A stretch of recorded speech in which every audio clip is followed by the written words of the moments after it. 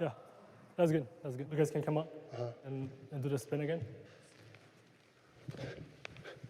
往里说慢一点，慢一点，往里集中。Like bring it in more. Yeah, that was okay. I never imagined myself dancing before. I remember I said out, oh, dancing's for girls, why would I dance? Can you move forward a bit, Jesse? I remember when I first started dancing, all the energy and emotions I have, I could let it out. Growing up, me and my brother fought. We had lots of arguments. 1、2、3、4、5。After going to Feitian and joining Shen Yun, we never argued again. 绷脚，绷脚。再来绷脚。 We never expected that it would take us to today. It's hard, it's tiring, but you get to travel the world. You get to go to places that most people only dream of going to. You get to see people's eyes kind of sparkle, and everybody in the theater is just in awe.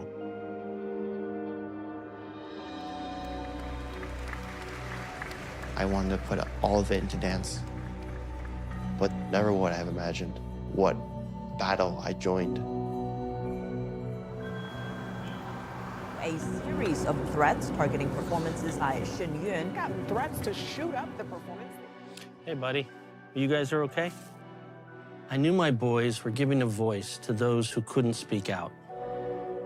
And just for that, there are people who would come after them. We've just gotten confirmation from the Kennedy Center that it was a bomb threat that is... Who would go so far to threaten their lives? Lovely job, guys. I never imagined my boys would become a target of the most ruthless totalitarian regime on Earth.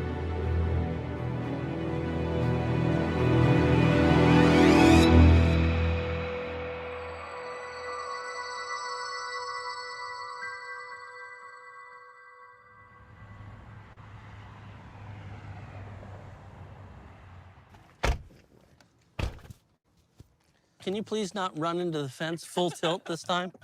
That was fun, though. Not for me. A week before the dance test. Before I started dancing, I played baseball for 6-7 years, roughly. Stay alive. For the past 5 years, I've toured the world with my brother by my side. Oh my gosh! Oh, he's got it, he's got it. No, he does not. There we go. Oh. Maybe. Oh, it's gone! All right, that's it. One more. All right, one more.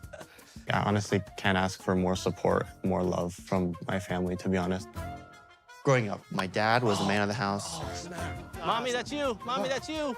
My mom was, taking care of the two noisy boys, driving them to baseball practice every other hour. There you go. Beautiful. This is just beautiful. No. We were pretty close. We were all dependent on each other.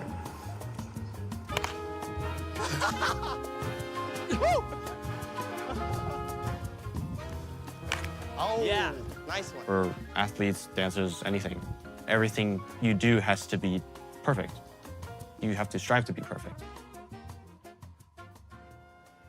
给胸摆，松，就是摆个，哎，对，就这样就行，就这个一摆。 Watching the Shen Yun show in early 2018 kind of pushed me on the road to dancing. I watched the show and I was like, okay, I really want to be a part of this. 哎，然后你能不要像跷跷板一样来回倒来倒去吗？ I saw the way the Shen Yun dancers were on stage, how they were inspiring people, how they were kind of just bringing good into people through the show. I really wanted to do that as well. I think a lot of people have the experience the first time you watch it. You get a very powerful wave that kind of flows through you, and you can't really explain it. To this day, I can't really explain it. The boys came in and said, we want to try the dance track. And Mom was like, no, you're too fat, you're too old, no. And I was like, wait a minute, let's hold on. I didn't know anything about classical Chinese dance. Sort of a combination of like what I think you'd get if you went to Juilliard and West Point Academy all at once.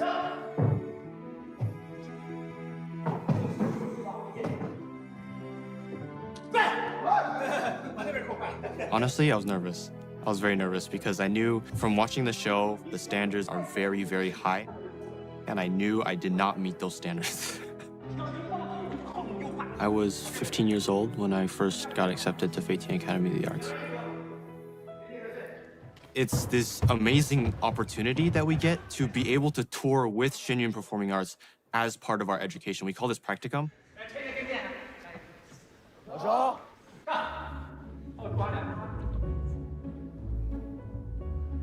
The beginning stages, the first thing you have to do, flexibility. That is the #1 entry level, doors open, you gotta get flexible. I was one of the stiffer ones in our class. I guess I took it upon myself to kind of just put in the extra time. I knew it was only a beginning. Buckle down, there's even more work to do. It was sometimes hard to watch just because he was sort of pushing himself to get to the level he had to get to.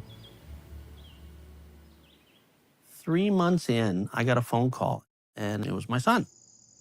He was in the dance studio up at Feitian by himself, doing some extra stretching, and he was having a hard time. I'd try and like go down splits and I'd hold it there for a really long time. And then it was kind of just me and my pain, and that's it. I just sat with him on the phone and talked for a little bit. I hung up and I was like, gosh, I'm probably gonna get more of these phone calls. That's okay, that's what dads are for. Never got one again. Next is number 414, Jesse Browdy. A few months after that, he's doing things with his legs. I was like, whoa.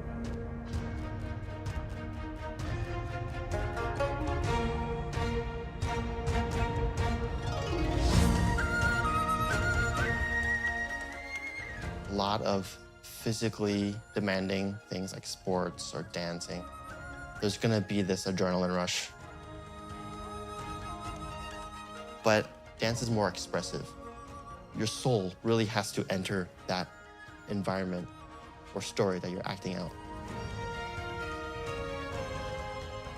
It's your whole body. You have to master your body. You have to take control of everything.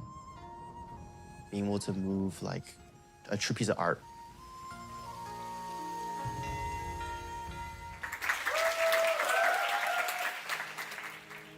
After Jesse got accepted, I struck a resolve this I want to go to.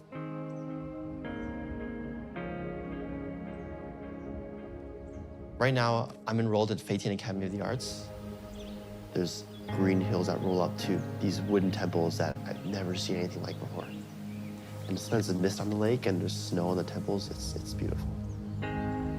Inside Dragon Springs are the Shen Yun companies and the boarding schools that my brother and I attend.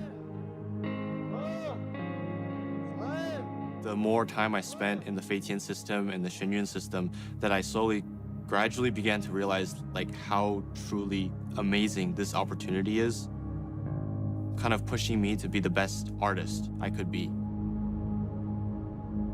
I just hope I can continue this career for as long as I can, because I don't want anything else in the world.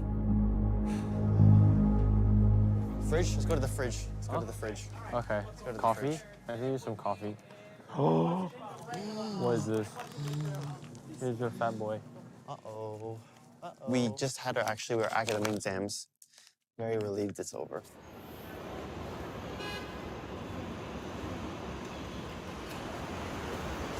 The New York Times has, for 6 months, been preparing a series of articles against Shen Yun Performing Arts. You've done this big investigation into Shen Yun. They were discouraged from seeking medical help if they got injured. The conditions sound so extreme. Why do people put up with this, or why do their parents let them stay? When I heard about all these terrible things the New York Times was saying about my school and like, even my family, at first I was like, why are they doing this?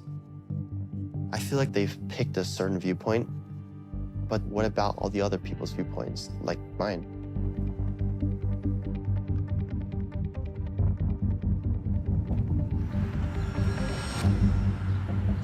Let me see if I can find it. From the New York Times, I'm Rachel Abrams. This is The Daily.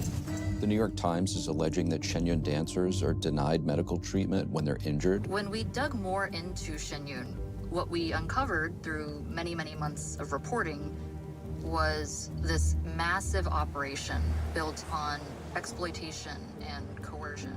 Morning, everybody. Iris, what was your biggest takeaway from the... I host a show here called The Capitol Report. I want to make sure we get the dissenting voices in there, too. What really drives me is making sure that the audience gets the full picture and sees the complete story. Good evening, I'm Steve Lance. Fair and reciprocal trade to national security and perhaps other issues, maybe slave labor.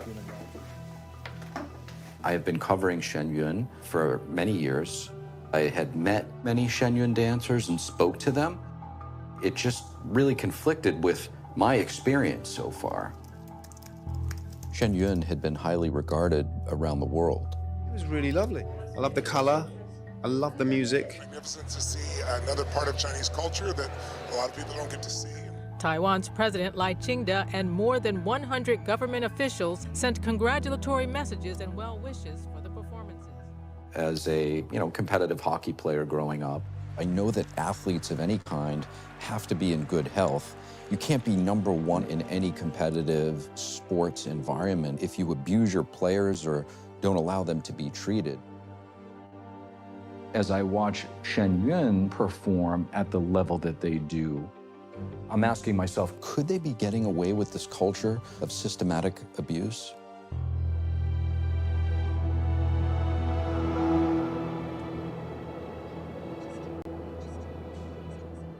I started to call around to one of the doctors who treated the Shen Yun dancers. How long have you been seeing patients from Shen Yun? I've been seeing dancers since about 2010. Okay, the patient is here. I did my residency at Cornell Columbia, New York Presbyterian Hospital. Then I went on to my fellowship in Boston at New England Baptist. I've seen quite a bit of different professional athletes, from basketball players to soccer players to dancers to many performers. Yes, I've seen a lot. What was your initial reaction when you saw or heard about some of the things coming out of the New York Times? Doesn't line up with my personal experience at all. I've never seen anybody withhold care or push for them not to go for treatment. In fact, my staff members, when that article came out, we just had performers in our office the day before who were getting evaluated for sprains and minor injuries, so they thought it was funny. And Simone Biles getting set for her floor routine, the greatest gymnast of all time. We did just see her hop down the stairs on one foot. The reality is professional athletes, professional performers, a lot of them perform and play in pain. Serious injury ends the NFL. A lot of them have either a chronic injury or they're saying, you know what, I can do it. So then there becomes a safety issue. It's like, okay, you might have some pain, but is it safe for you to perform? And that's usually that fine line. So we always are looking at what's best for the performer before actually letting them back on stage. To be honest, it's in their best interest, right? If you have a dislocated knee, you're not going to be doing backflips and jumping and doing all the things that they can be able to do because it's just not physically possible. Have you heard from the New York Times yet? No. In fact, when it came out, I was like waiting for them to call me and say, hey, okay, probably any day they're going to reach out to me, get my take on it, but nothing. How are you going to write an article trying to do an expose or investigation when you're not even talking with any of the health care professionals that are treating the performers, right? It didn't make any sense to me.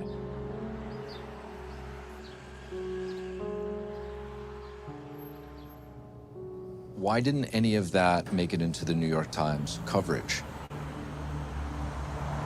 I reached out to Shen Yun. Beautiful concert hall in here. And you can see pictures of some of our concertos. It's a live photo from the orchestra pit of the Shen Yun Theater. In Shen Yun, we have both salaried professionals as well as student artists in Feitian Academy of the Arts or Feitian College who get to participate in the performances. About us discouraging medical treatment. That is so far from the truth. How can the dance company thrive when we don't take care of the injuries of our dancers or musicians? We have lots of proof of medical treatments. After the New York Times articles came out, we have performers who gave us these records. So these are all pretty much all different dancers here. Yes, they voluntarily gave us these records. Here, show them. Oh, wow. This is Paramount's medical imaging, You had a 2020, yeah. MRI. This one is AP and lateral view of the right forearm.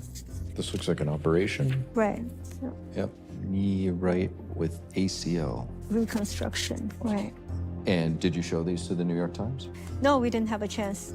We told them that we have these records, and we offered to them the opportunity to interview some of our dancers who have gone through treatments, but they just ignored that and published the article anyway.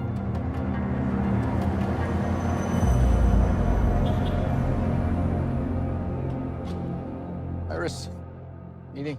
The dancers clearly do receive medical treatment. We have medical records, doctors willing to speak on the record.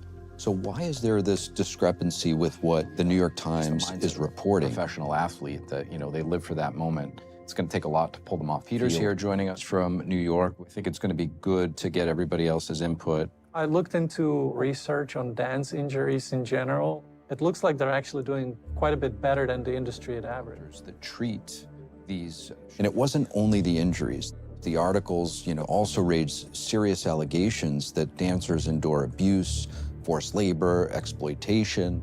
The New York Times still has kind of this agenda-setting power. Once they decide what the story is, it's kind of an uphill battle. Peter's going to be here in D.C. a lot more often, so we'll have to see where this takes us. If you guys want to join me in the office. These are reports coming from one of the most influential news organizations in our country. Many people choose the New York Times as their primary and only source of information. So it raised the question, how and why did they come to these conclusions that they did?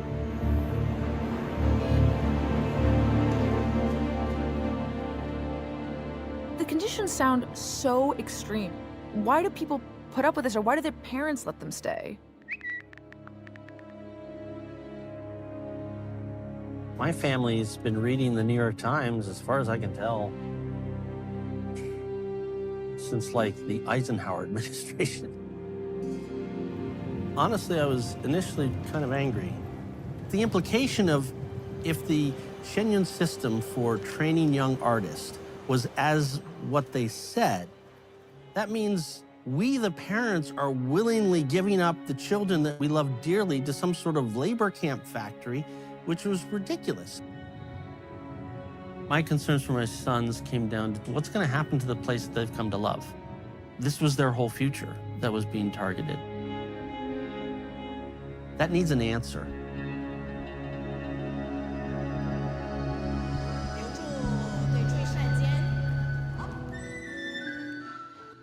When Shen Yun first started being attacked by the media, initially I was thinking, I'll stay out of it because I'm not even in Shen Yun anymore. It doesn't really affect me. It doesn't affect my life, my career. 这样子绕回来的. Do you see that? But after I read some of them, I was like, this is really, really wrong. It's very heartbreaking. I do feel very sad for the people who do read the article and they do believe it, because that's completely not what it is like here or what I've been through. It's completely the opposite. Thinking from a logical perspective, what performing company could be successful if it was forcing its dancers to perform injured? That's just laughable.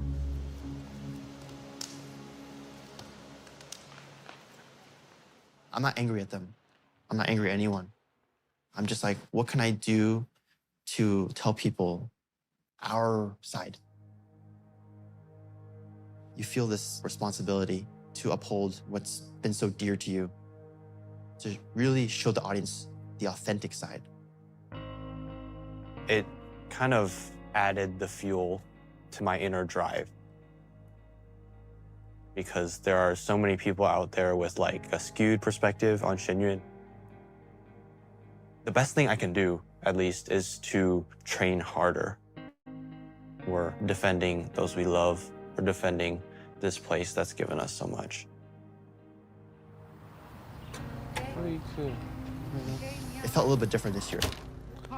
Yes, I will. We almost couldn't wait to go on tour. Bye-bye. Have a good trip. See you in Taiwan. We will see you in Taiwan. All we want is to share this beautiful art to people, to touch people's hearts the way the performance once touched ours. You know, and I think this tour is our chance to do it. Oh, no, you put the camera On our way to Part of me was like, oh gosh, it's gonna be tough. But the other half of me was like, I'm going on an adventure. This year, we have 8 companies touring the world simultaneously. We need to complete a 200-city tour. For my company, our last show is in Korea. We have our passion for our culture. We have our passion for art. The only thing we want to do is to share that culture with the world. And the only way we know how to do it is through our dance and music. I like to remind myself that there's thousands of people watching, and it might be their first and only time watching this show. I hope that I can do my best for them.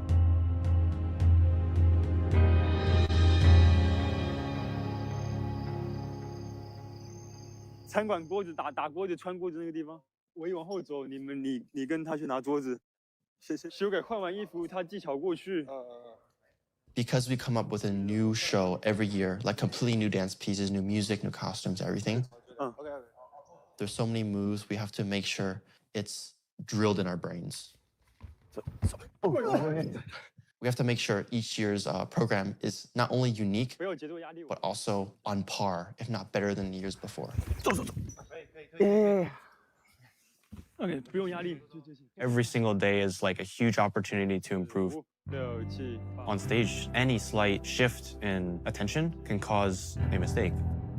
It comes back to kind of just blocking out all the distractions, putting aside whatever worries and fears that you have. You're responsible for the eyes of thousands of people. You have to give everything you have.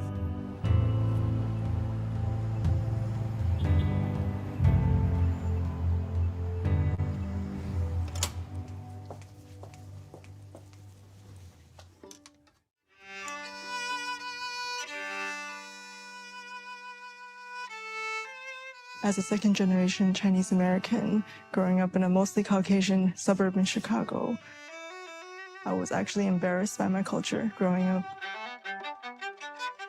I was so focused on being as Western and as American as I could be. When Shen Yun came to perform in Chicago, I was around 9. And to see my culture so beautiful and brilliantly displayed on stage, I was like really intrigued. Okay, I just want to work on Milky Way lovers. I want to change the phrasing. Knowing that Shen Yun and Fei Tian was a place where people were just like me, it was just seemed really cool to go and perform. Being able to travel around the world in all these top venues and all these different orchestra pits and stages, it has really pushed my growth as a musician. This bar, we tend to rush the 8th note going into the 6th. A good orchestra is able to feel each other. Okay, let's try from letter C.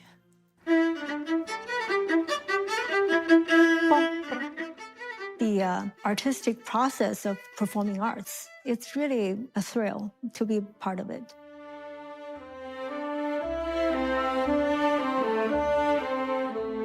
We have an orchestra that permanently includes traditional Chinese instruments as well as Western classical instruments. Our mission is really to revive the true, authentic Chinese traditional culture. For thousands of years, Chinese culture has always been spiritual. That's part of our heritage, which has been destroyed by the communist regime after it took over.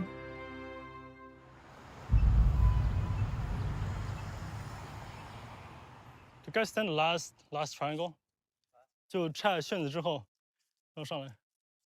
Yeah, here you can be here. I'm in charge of rehearsals for the male dancers. We had a sense of anticipation. I heard from some of my colleagues from other troupes. Some shows were affected. You know, people didn't come. We didn't know how it would go in New York, especially where New York Times is based. The recording from the last show, they spin both legs and then open the left. There's no bigger venue than Lincoln Center to show them our culture. 1、2。3, and then speed up here. You have to put extra focus into it. 9, 10, 11, 12, 1, 2, 3, we have a tight schedule, 6, 7, and the rehearsals are very tight. We tend to get very nervous. 停 and you have to be compassionate. You have to let everyone grow naturally. 好，收。Yeah, that's good. There's many performers in my company that I've toured for many, many years, some of them over 10 years. Whenever we hear someone walk over, just from the footsteps, like we know who it is.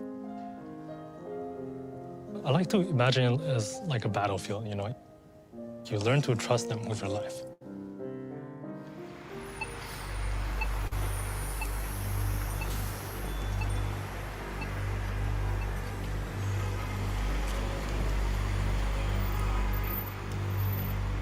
We're out here at Lincoln Center right now. It's opening night. Would you like to read more about it? Yes, please. Right before the show, and we saw some folks handing out leaflets, and they had Chinese characters, billboard around them, so we stopped to take a look. They're handing out the New York Times articles here. Have you seen the show before? Absolutely not. Excuse me, what's that? Starting for Shen Yun. Do you know? What's that? Basically, they're doing on abuse and he could explain more to you. How did you hear about this opportunity? I wouldn't want to give you incorrect information. Where did you hear about it? Yeah, just prior to you asking me, just word of mouth. What's your day job? We're a consultant. So. You're a consultant? Yeah. Typically, when you have somebody that is out protesting, it's usually a cause that they believe in. It's a passion that they have, and that clearly didn't come across with these people. You had one Chinese gentleman who was acting in a very secretive fashion, didn't really want to be seen. You could tell he was the one that was organizing the material. It's just very unusual. So who are these people really? Bear with me here. Take some videos with the gentleman that we saw in front of Lincoln Center. We started to receive some videos from our sources. In one of the videos, we saw these supposed protesters at Lincoln Center returning the banners that they were holding back to a travel agency in Flushing, which is New York City's Chinatown. Later, we saw these same banners popping up again on the street just steps away from that travel agency. 5月4号啊，我只知道把这个发完给我20块钱，能让我感到快乐，这就是我知道科学依据。 On camera, a man admitted that he was paid to protest. 发这个谁给你20块钱？朱立创。朱立创给你20块钱。哎。你什么时候跟他拿钱？ The banners are then returned to a travel agency to a well-known community figure named Michael Chu. That then led to the question, why would he hire people to attack Shen Yun? Would you like to read more about it? It just became clear that these weren't ordinary citizens upset about Shen Yun. They were paid protesters organized by Michael Chu. I reached out to a colleague who had covered Flushing for years.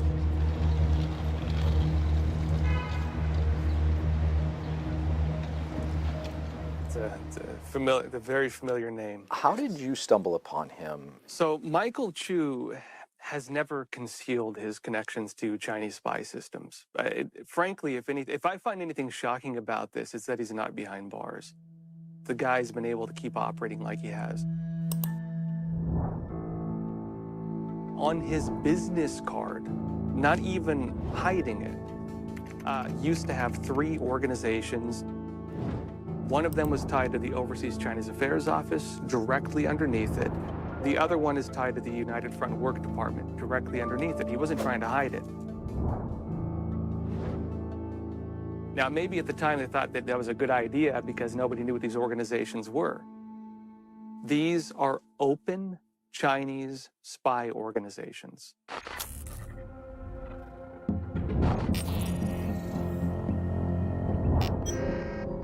The fact that a Chinese spy organization is behind these protests, it just tells you there's something much bigger going on here than meets the eye.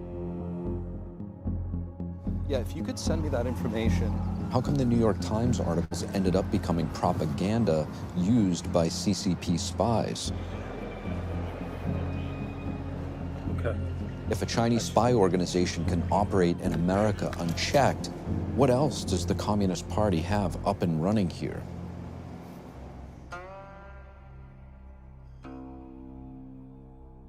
I'm just very saddened to see how we're being attacked from all directions just because we love what we do. This is very dear to heart for us. There's a big reason why we perform, and it's part of what drives us every single day, is because we're given an opportunity to do what millions of people can't. We're giving a voice to people who can't speak out.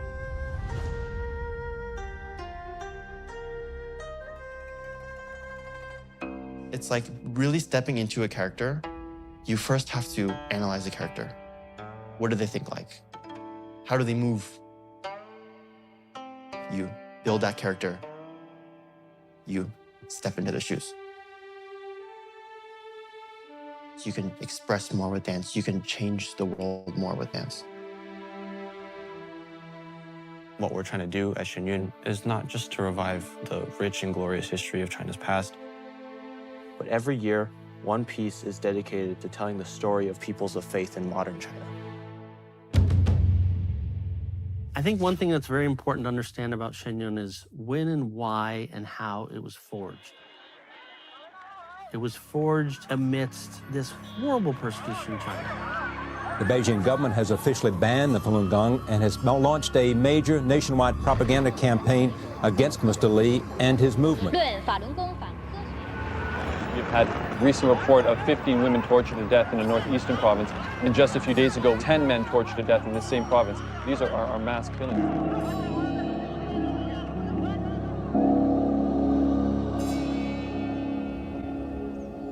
We practice Falun Gong, which is a Buddhist-based spiritual practice that was widely unpopular in China before it was horribly persecuted there. And it puts a value on meditation and living your life each day, trying to be more honest, more compassionate, more resilient. Sounds easy. Sometimes it can be very, very difficult. But these are principles that we all practice, my whole family practices, and the schools at Shen Yun, the Shen Yun Company, this spiritual practice is really the foundation of the workplace culture. It's a foundation of the schools themselves. You're just trying to better yourself as a person. You can always learn from other people's strengths. You know, you're never, ever the best one in the room. Truthfulness, compassion, and tolerance, I feel like they're universal principles.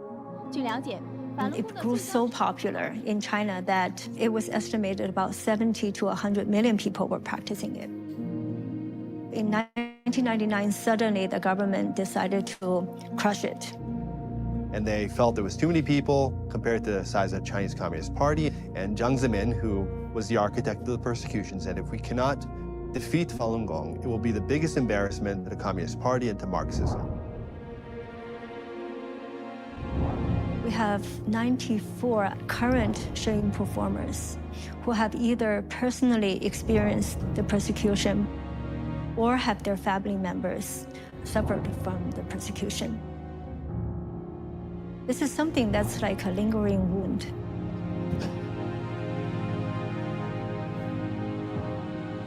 I have a few classmates who have fled from China because of this persecution.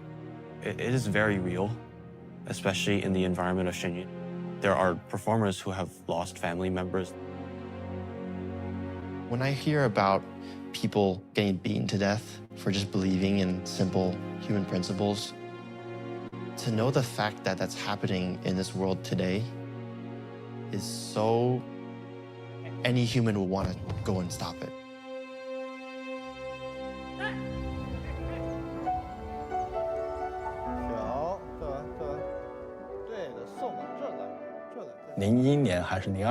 Around 2001, I went to visit my father in a Chinese labor camp. Between my father and me, the glass was really thick. No matter how hard you hit, there was no sound. When my mom told me that Dad passed away, it hit me really hard. I lost my father because of the persecution. I felt so wronged, so helpless. Family destroyed, loved ones lost. Both of my parents were musicians. They were both members of the Central Philharmonic Orchestra in China. One night, in the middle of the night, suddenly a group of people stormed my parents' and my brother's apartments in Beijing, took away my mother and my brother from their beds.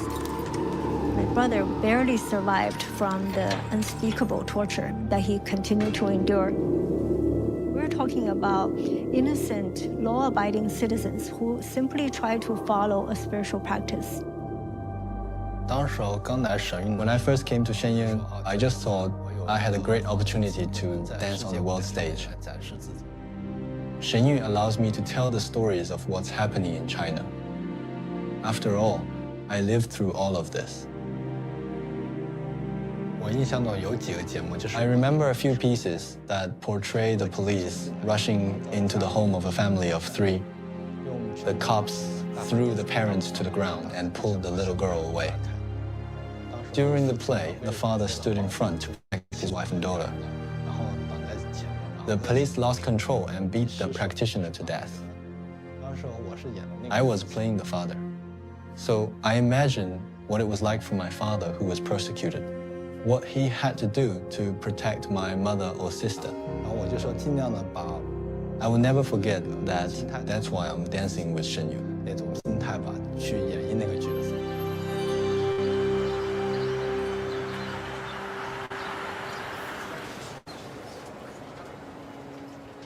You know, when this persecution first started, I knew nothing about China.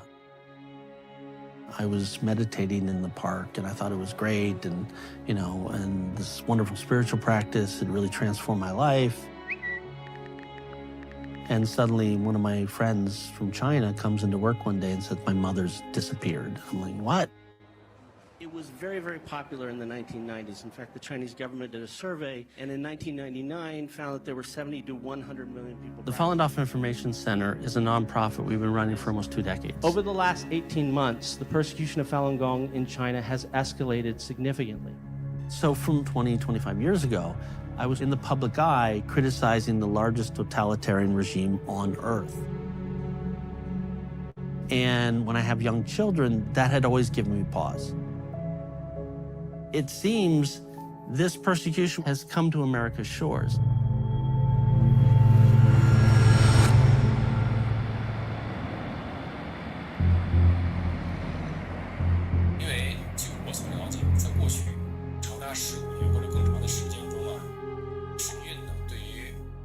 Around the same time that the New York Times published these articles, I came across a Chinese YouTuber online who claims to be their source. He interviews a handful of disgruntled former Shen Yun dancers, and on his social media, he actually brags about connecting some of them with the New York Times. And he even posted about the upcoming articles long before they were published. It's highly likely that he's one of their key sources. Hey, Alicia, it's Steve. How are you? Hey, Steve. So I was running some searches online about a person who claims to be the New York Times source, and I just wanted to see if you have noticed that. Yeah, we're still looking into that. He was spotted around campus. This individual has talked about having a suicide squad and about violence against our community, and was seen walking around our headquarters. The police issued a police statement saying that he needs to stay away. Why is some YouTuber with such obvious animosity towards Shen Yun at the very center of the New York Times reporting?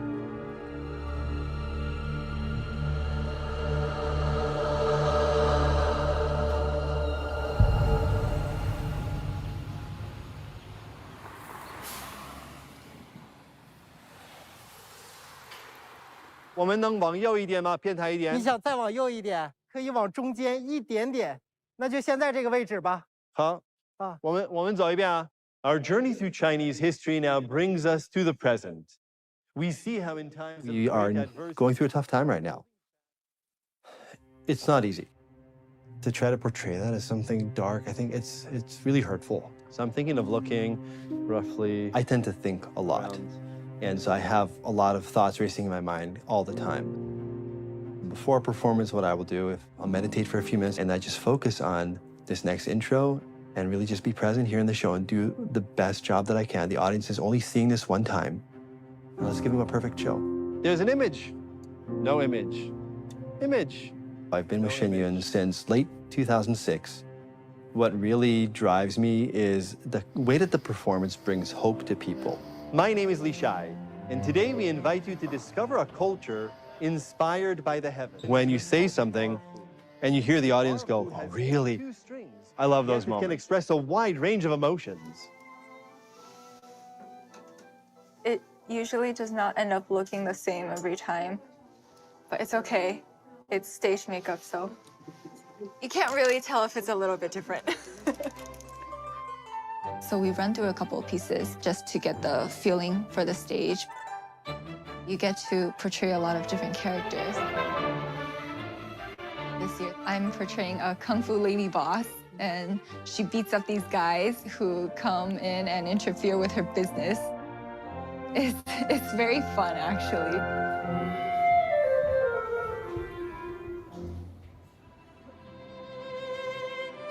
I'm more of an introvert, but with dance, I'm able to express what I feel or what I want to say with my movements to the audience.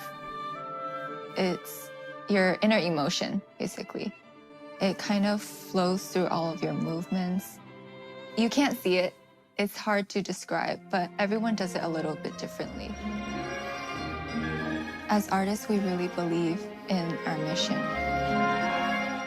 I've met so many great people, and I've learned so much through this whole experience. It was completely like dream come true.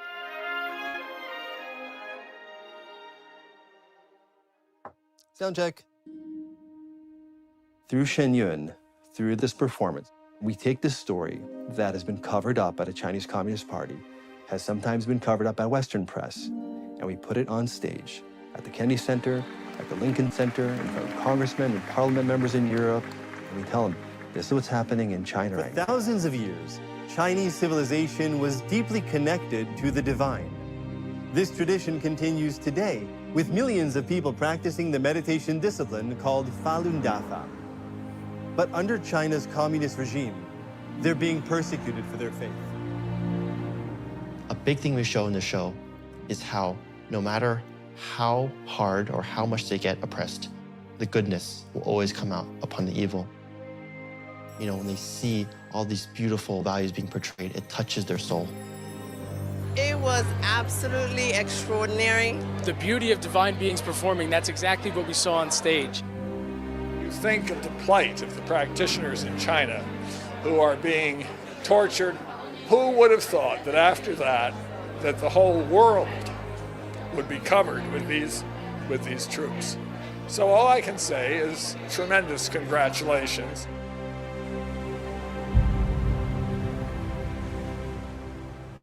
It is currently 4:54 a.m. This is fun. Whose idiot idea was this? I think it's yours. Sunrise crew, mission Sunrise. This past tour, we were in Australia. There's something about kind of not just taking those photos, but kind of just being there with my friends, my brother, watching the sunrise over the ocean that kind of just washed away all your kind of worries and small little knots you have inside your heart. It kind of just faded, just left with the unadulterated beauty of nature.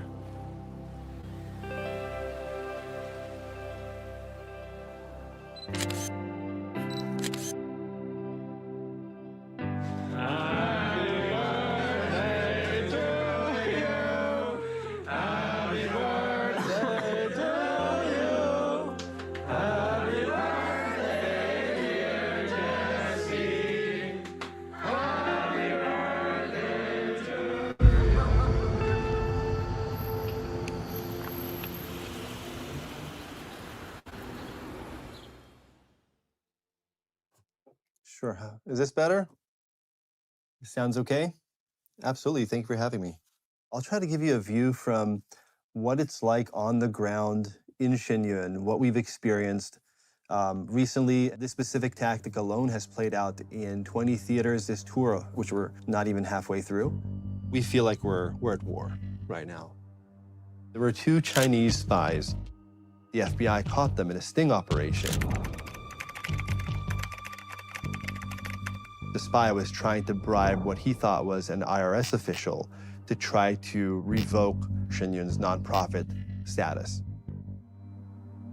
The CCP, this whole time, trying to stop us, trying to cancel shows, trying to block advertising. The Chinese diplomat visiting the Public Library of Lima, Peru. He is telling the audience not to go see a dance show called Shen Yun. The Chinese embassy and delegation was actually pressuring the theater.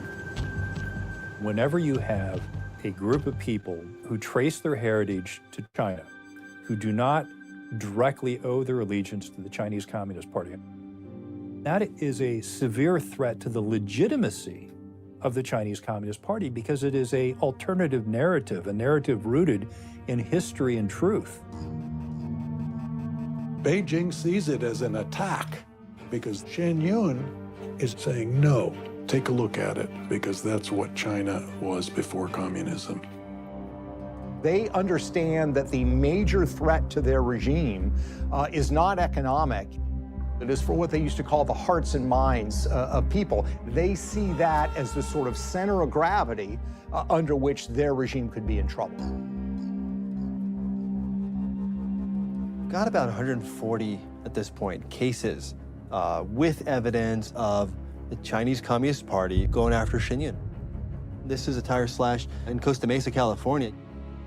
This is not a normal cut. This was done specifically with the purpose of the tire exploding on the highway. Talking about a bus with 40 performers on it. This is very much an attempt on people's lives, in my opinion.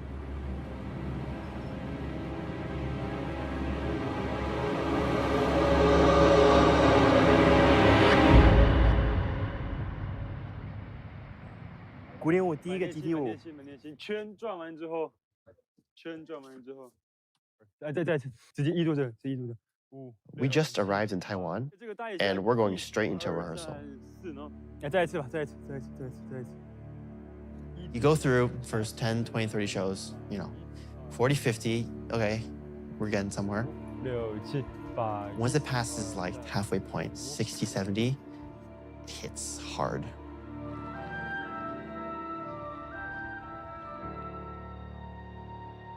We know the importance of keeping each other going. I remember a few of us who were behind physically. We'd be like, what do we do? We're like, okay, let's wake up at like 5:30 in the morning and we're gonna run the lake. We are gonna do extra cardio. Have our own drills, grind it in. Like sometimes I'd be like, I do not wanna get up at 5 in the morning. I am not gonna wake up. And then my guy goes, come on, get up. We gotta do this, we gotta stick to it. We go through a lot as a company on tour. This tour, I hit like a roadblock in my progression of dance. A lot of problems you face are actually yourself. Yourself is actually one of the biggest roadblocks in life. Training isn't actually just to improve your dance. It's actually to become a stronger person. When your brain and your heart thinks you can do it, your body can also do it.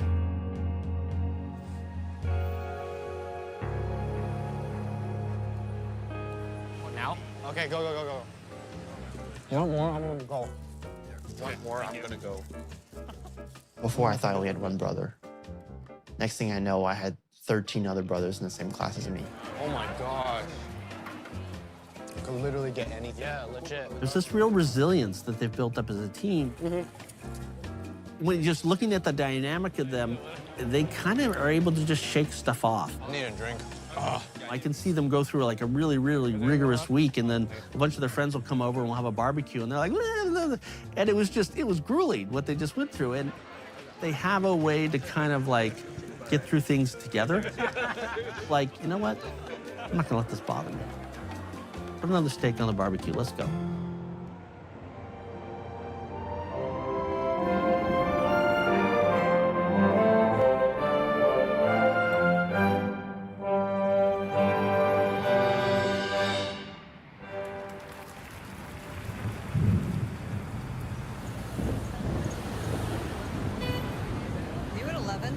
Dancer suing New York-based Shen Yun Performing Arts, alleging this dance company subjected child performers to harsh conditions and low pay. In November, a former dancer filed this lawsuit and regularly deprived dancers from... Suddenly, these lawsuits started coming out at Shen Yun, something they've really never seen in the 20 years since they've come into existence. And within hours, the New York Times ran a follow-up piece featuring these plaintiffs. I wanted to know if these lawsuits had any real legitimacy. So I reached out to Shen Yun's lawyers. When you read a headline that says Shen Yun and organizations have been sued for human trafficking, right? That's a terrifying statement. But when you really look into it, that's not even what the complaint manages to lay out. The kinds of allegations of harm that we're seeing here are things like high school students who are minors being required to get permission if they leave the boarding school campus. I mean, that makes sense, right? Right. Limiting video game time and access to pornography. Access to smartphones versus flip phones, which they were allowed to have, that's not human trafficking. The plaintiffs persevered through multiple failed auditions over years. In fact, these plaintiffs continued to volunteer with a Shen Yun presenter for years. I don't know about you, if I had a terrible experience, I don't think I would continue to volunteer. Ultimately, they don't make out a viable legal claim at all. It essentially amounts to, if your parents enroll you in a religious school, and that school has rules that are consistent with the faiths. I was trying to understand, where's this person coming from? Is there some truth to their accusations? What's really going on? So I called up one of the professors at the college. Hey, Suja. Hey, how you doing? I said, do you have any of these kids as students? Do you know anything about them? He said, sure. And he came over. He showed me this ongoing conversation, going for spanning about 3.5 years with one of the primary accusers, Coco, who's the primary plaintiff in one of the lawsuits. It was eye-opening to see this all written down very clearly, plain as day. When I'm sued, I was so shocked. I was speechless. I really don't know why she sued me. Then I go back, revisit all the conversations we had, because until April 2024, she was still very friendly to me. That's the photo she posted on her Facebook and added a lot of good words about the school, about her experience. And then she invited me to Taiwan to attend her wedding ceremony. April 2024. She talked about her dance studio. Responses? Yeah, very friendly. Okay. That was April, right? She was contacting Shen Yun saying that she wanted to come to see the company manager and other members. I don't know, what's the intention? Looking for someone to talk to or reach out to? I don't know what's the intention. Almost about the same time. Yeah. And then she blocked me. And then she went on YouTube, 2 months later? 2 months later. And that's the one I've heard, where she's openly hostile. Right, yeah. Just everything changed.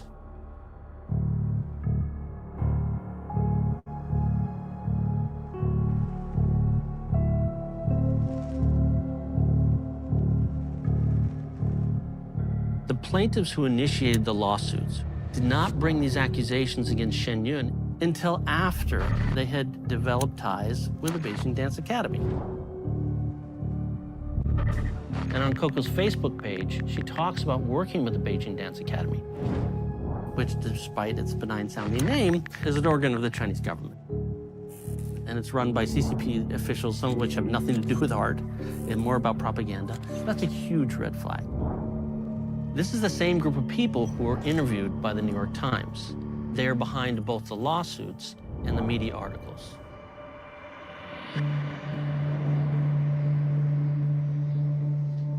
The plaintiffs who initiated these lawsuits, they actually supported Shen Yun for years after they left. Then, after developing ties to Beijing, that's when their stance flipped. It's shocking that Beijing could use lawsuits in America to achieve its goals. Before this speech, what is the larger game at play here?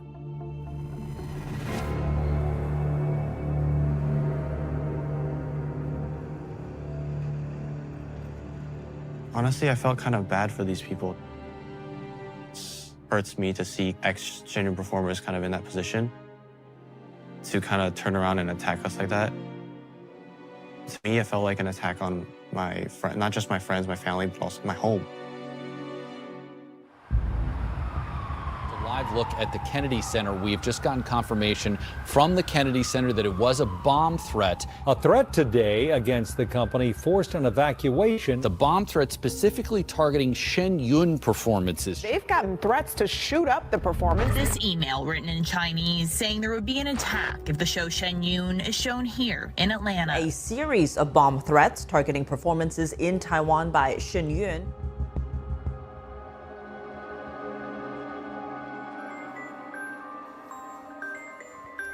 Hey, buddy. You guys are okay? There's like a huge team of people just combing the seats while we're on stage preparing for the show with dogs and stuff, sniffing the seats. In Taiwan? Like row by row. Like people with flashlights going through the seats, and sometimes there's dogs sniffing around. So before the show, you see that? Yeah.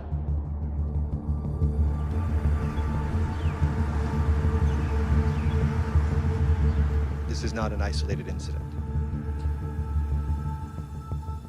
This is a graph we made of the number of death threats we received targeting Shen Yun and Falun Gong by month, starting from 6 in March of last year, and then when tour started, 22 in February.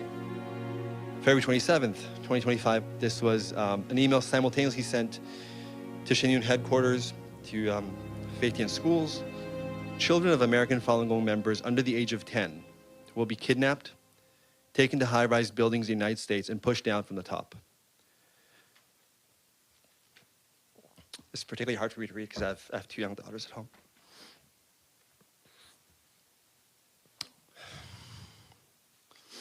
Daddy, remember that time when we were reading the Pin May story? Yep. It hits close to home. When you read the message, we're going to throw them off a building after they were gang raped, that creates an image in your mind. And you see that image and you think about your daughters.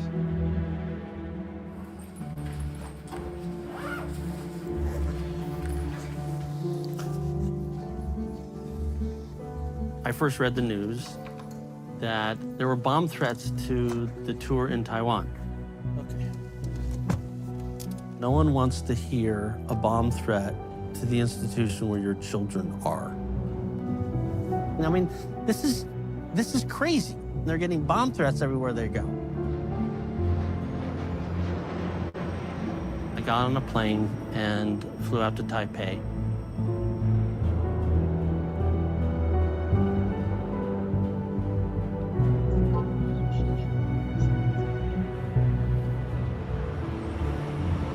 We want something not too big, right? 要拿2个，这2个，这个跟这个。对。好的。 Here they come. Here they come. Here they come. Flowers. Lovely job, guys. Very nice. Little brother. little tired? Very tired. A little bit? All right. You guys gonna strike out tonight and then? We're striking out now. Now? Okay. All right. You can stick them in the bag. Good? Yeah. It's good to see them. It's good to see them. You know, of course, I know they're fine. They got pretty good security with the troop, but it's better when you get to hug them yourself and look them in the eye and things are okay.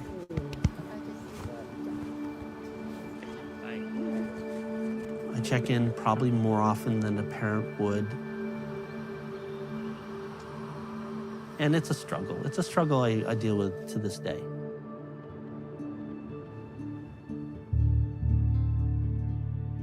Hey, Steve. It's Levi Browdy. Levi, how are you? I'm actually in Taiwan for a few days. You probably heard about the recent bomb threats to the theaters here. It looks like the Taiwanese authorities have traced these back to China. I think it's the Criminal Investigation Bureau, or that's the Taiwanese police apparatus. And particularly, it was right around the area of Huawei Research Center.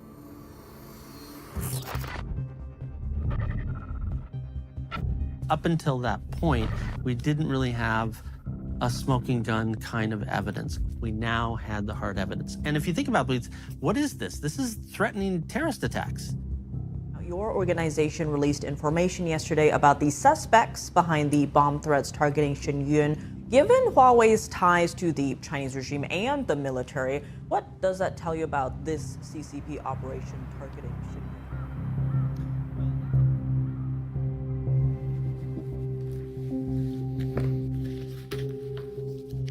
The attacks, these didn't just fall out of the sky. They've been building to this. They've laid groundwork on this in previous years.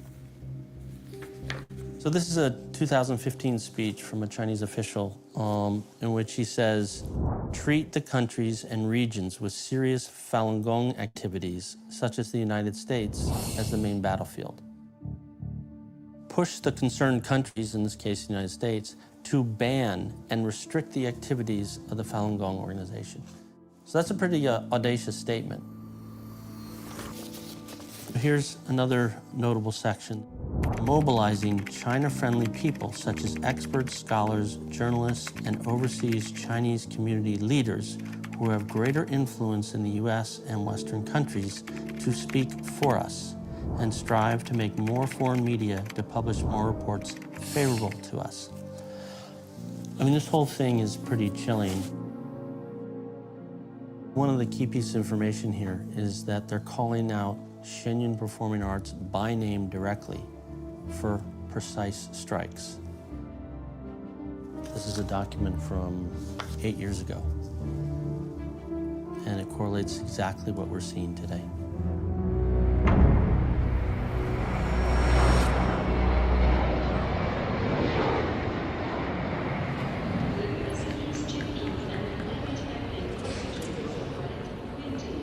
We just landed in South Korea. The theater that we were performing at is currently facing threats from Communist China. We don't know if our show will be canceled or not. Kind of just all the noise and all the distractions around you. Sometimes just beats you down. When we try to perform in places like South Korea and the Chinese Communist Party is trying to cancel the shows, threatening our theaters, threatening the family members, spreading propaganda. Chinese embassy officials emailing the NAC, trying to invite managers there to various receptions at the Chinese embassy ground. You could see it in conversations that you're having with people. You could feel it in the air. It was going after our faith. It was really trying to demonize us. There's definitely moments when it feels like, how much more of this are we gonna be able to take? Watch your back. You, as well as family members, all will be killed. I'm not kidding you. So that was the death threat that was sent to me. There's times where I was just like, you know, maybe I'm having trouble getting rid of my own negativity, and then I got to deal with all this stuff. There's been many times where there's a lot of self-doubt that comes in. Just like, maybe I'm not up to the task. Maybe I can't do it.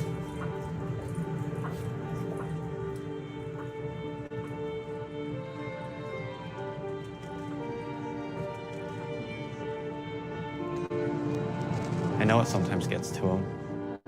Honestly, it's hard to see a father figure kind of go through that much pressure and stress.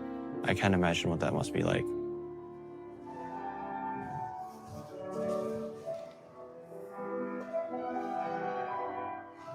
The persecution hasn't stopped.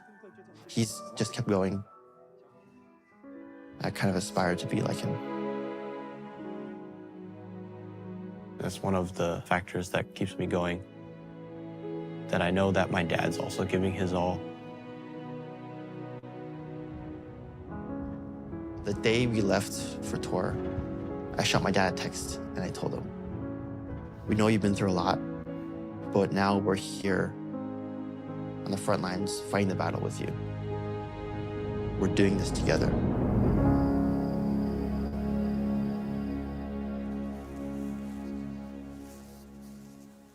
If you let this stuff work, then what does that mean?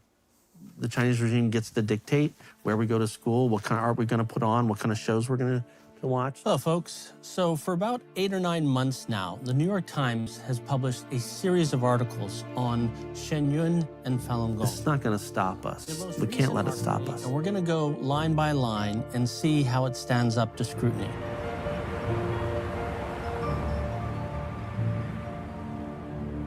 Hey, Peter, how are you? To get to the bottom of it. We were trying to pin down a clear connection between the attacks against Shen Yun. Are you available next Wednesday?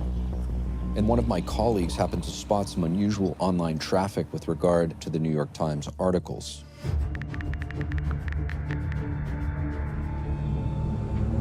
Somehow the first New York Times article on Shen Yun, which I translated to Chinese, became their most shared story on X in over a year. Of how many? 92,000 articles, you know. It's incredible. We took a look at who are these people who are sharing this article so much. And it turned out 80% of the accounts that shared that article had 0 followers. That is very unusual. You can just go page after page and 0 followers, 0 followers. The name of the account would be an obviously automatically generated name. And then all the account would do would be repost these New York Times articles about Shen Yun. It's been quite surprising. Peter, it's great to have you with us. Tell us what's going on with these fake accounts. When we reported the results to X, asked them for comment on this, they launched their own investigation and they actually deleted most of the accounts. Social media platform X has removed thousands of accounts linked to the Chinese Communist Party, amplifying New York Times articles targeting Shen Yun performing arts.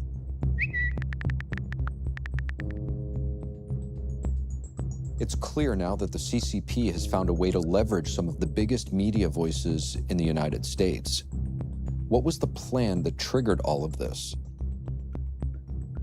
Oh, wow, Then Peter connected me with a source, a former Beijing University law professor who has deep ties to high-level Chinese Communist Party officials. He then went on to tell us about what had happened at the top levels of the regime. Before the CCP's 20th Congress in 2022, Chinese Communist leader Xi Jinping brought up a plan to target Shen Yun and Falun Gong in the U.S.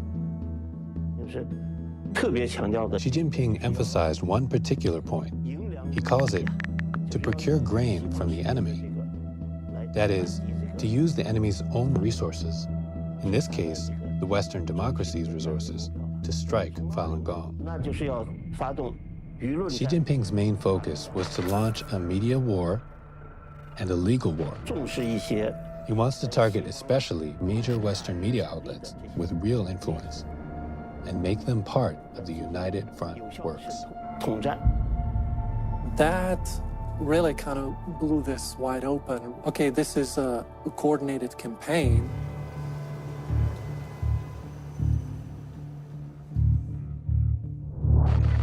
China's secret police are involved. The Ministry of Public Security, the Ministry of State Security. You have the Ministry of Public Security telling its people to provide support to YouTubers who produce content that aligns with the CCP's goals. They actually named the specific Chinese YouTuber.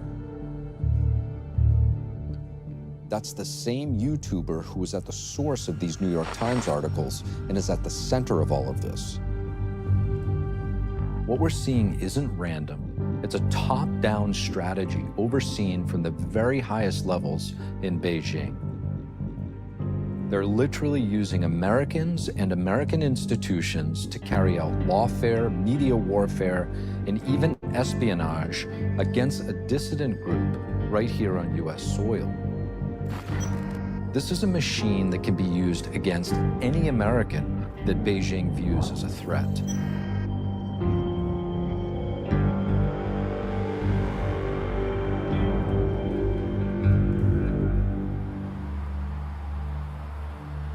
of the criticisms of our reporting, which is basically that we've cherry-picked a handful of former performers and just told a story that's been influenced by the communist government, which I will say is not the case.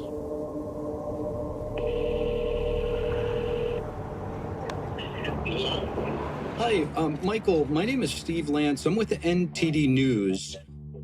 Okay. So I just had a few questions regarding your coverage of Shen Yun. We're just curious, why did the reporting that you guys did not include the doctors who have publicly said Shen Yun performers had access to care?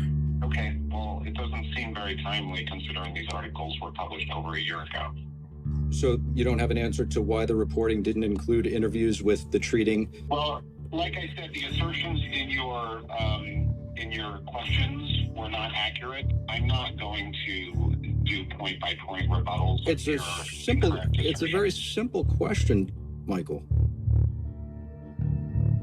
I am not going to answer specific questions. I can refer you to, give me your email address. We have no idea why the Times decided to dedicate so much time and energy to this topic. All we can know for sure is that there are undeniable facts that raise significant red flags. It's undeniable that 3 of their key interviewees have public ties to the Beijing Dance Academy. It's undeniable that they refused an offer to interview performers who were injured and received medical treatment, which would challenge their core narrative. After ignoring the Falun Gong persecution for more than 2 decades, they decided to run 12 articles about the company, right at the exact time that Beijing unleashed a campaign of media influence against us. I'm not accusing, the Chinese regime of sitting in the back room of the New York Times. I have no idea why these decisions are being made. It doesn't matter. You're dealing with a group that has been the target of, let's call it what it is, a genocide, for a quarter of a century. So when you get that story wrong, you're not just wrong, you're complicit.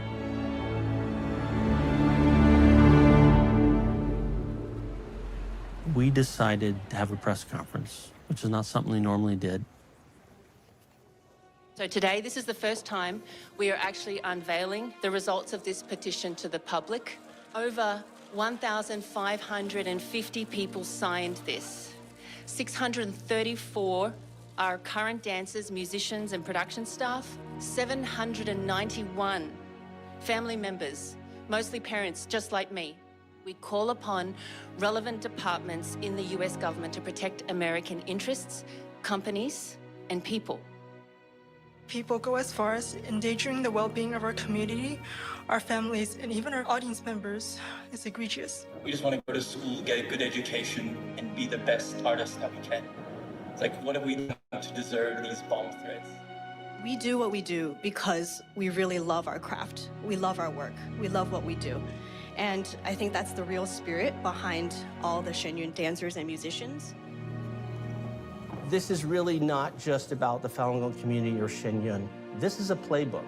This is the ability for the Chinese regime to weaponize American institutions against America.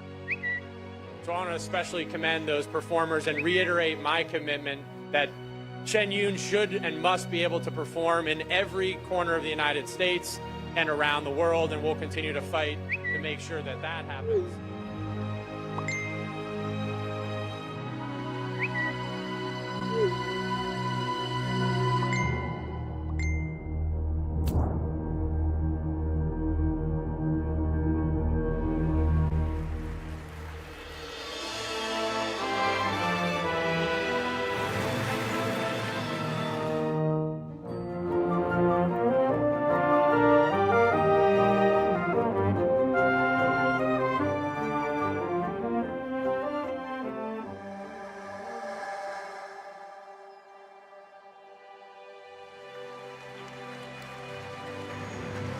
When we finished the last show, as soon as we finished the show, the curtain comes down, the curtain call, we're all just like, it's over.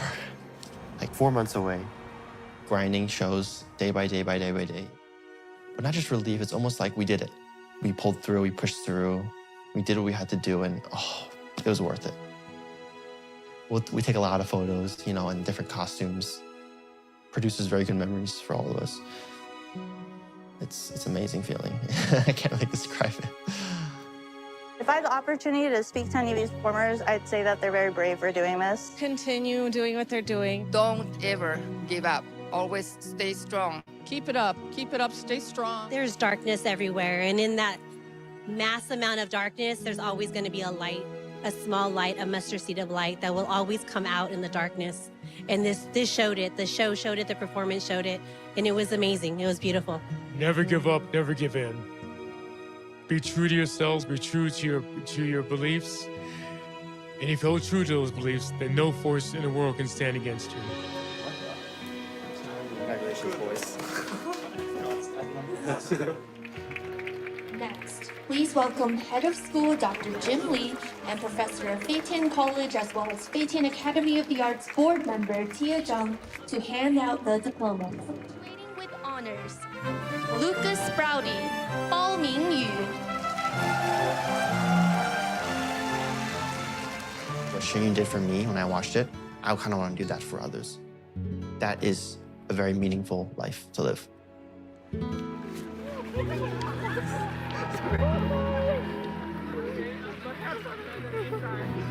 right, Henry, we're following you.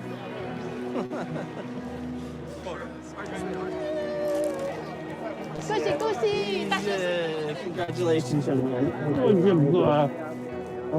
your hot toss was epic. I hit a girl behind me. Most people go to a Shen Yun show and they're like, wow, that was amazing, that was hopeful, that was inspiring. I cry like a baby. I still do. It's embarrassing. Sons together? Yeah, all 4 sons. Good, that's good. It's remarkable. I mean, what this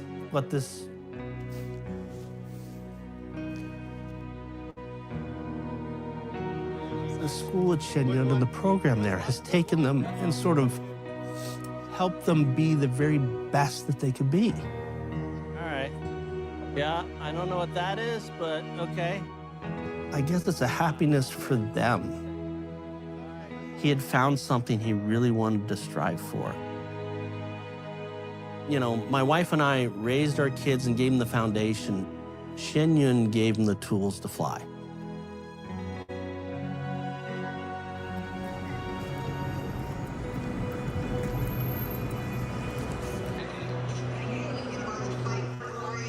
You gotta get a picture up here, dude. Holy crazy. Lighting's perfect, dude. We never expected that it would take us to today. Where are we going? 36. I feel like a lot of things I learned out from dance is not actually just dance itself. It's kind of just like things I can apply in real life. Otani's gonna bat next inning. Huh? Otani's gonna bat next inning. Come on. Strike 3. Oh! I just tell myself, look around you. Look at the people around you. Look what you've been given. And start being grateful for the things that you do have. Woo! Whoa, not strike. Never gets less tough. I mean, the training never stops. The performance never stops. The injuries never stop coming. The obstacles are always still there, but I feel like in the end, to achieve something this amazing and to be able to do something like this, doesn't matter what the obstacles are. It's all worth it in the end. Whoa. Come on. You got this. Oh! Woo! No!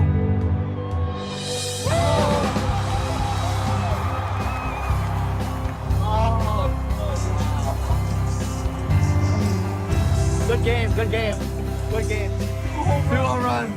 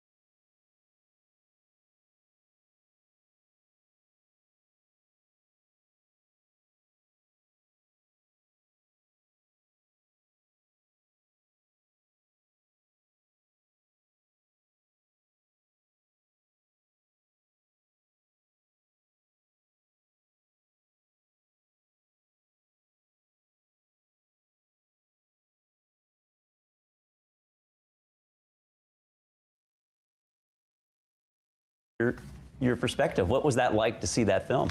Well, I feel so thankful to everyone who was involved in the making of this documentary, because watching it, I was like, that's my story.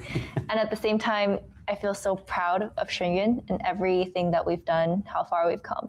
And I'm honestly so excited to get back on stage and keep performing. Oh, that's great. I mean, you get up so early. Qué bueno, ustedes se levantan tan temprano y físicamente es tan retador. Y Jimmy, también como músico, tú eres trompista, tú tocas la trompeta y obviamente esto pasa en muchas especialidades. ¿Cómo fue para ti ver este video? Fue muy impresionante. Mi primera reacción es, a pesar de ser parte de esto, sabemos lo que estamos haciendo, pero verlo en una película, en forma de película, es bastante impactante para darse cuenta de que tanto el PSG ha intentado callarnos y derribarnos. Así que estoy bastante emocionado de seguir actuando y poder dar la voz de lo que estamos haciendo. Y bueno, Joshua obviamente ha estado cubriendo de muchas maneras cómo el PSG opera y cómo intenta subvertir todo esto al extranjero. ¿Y qué piensas cuando ves esto? Porque lo has visto desde la otra parte, desde la perspectiva de Shen Yun. Bueno, es extraño, pero al mismo tiempo es bueno ver que se trata de esto en el documental. Estábamos hablando de Michael Chu, es este señor, y creo que en el 2010, 2012, literalmente tenía incluso una tarjeta de presentación donde tenía estos nombres y eran las organizaciones espías de China, y en ese momento el New York Times incluso le dio una cobertura como un líder comunitario de Nueva York. Y es una locura. Para mí estoy muy contento de que realmente le hayan dado una atención que se merece y de lo que está sucediendo, pero me da alegría que se pueda decir que está sucediendo. Y también vemos que hay personas a las que se le paga como hasta $20 para que vayan y den esta propaganda. Este mismo grupo que está vinculado a Michael Chu, que está en Flushing, en Queens, en el 2008-2010, vimos que les estaban pagando a personas para que fueran objetivo de diferentes grupos. Quiero que explores el porqué. ¿Por qué un gobierno quisiera derribar una compañía de artes?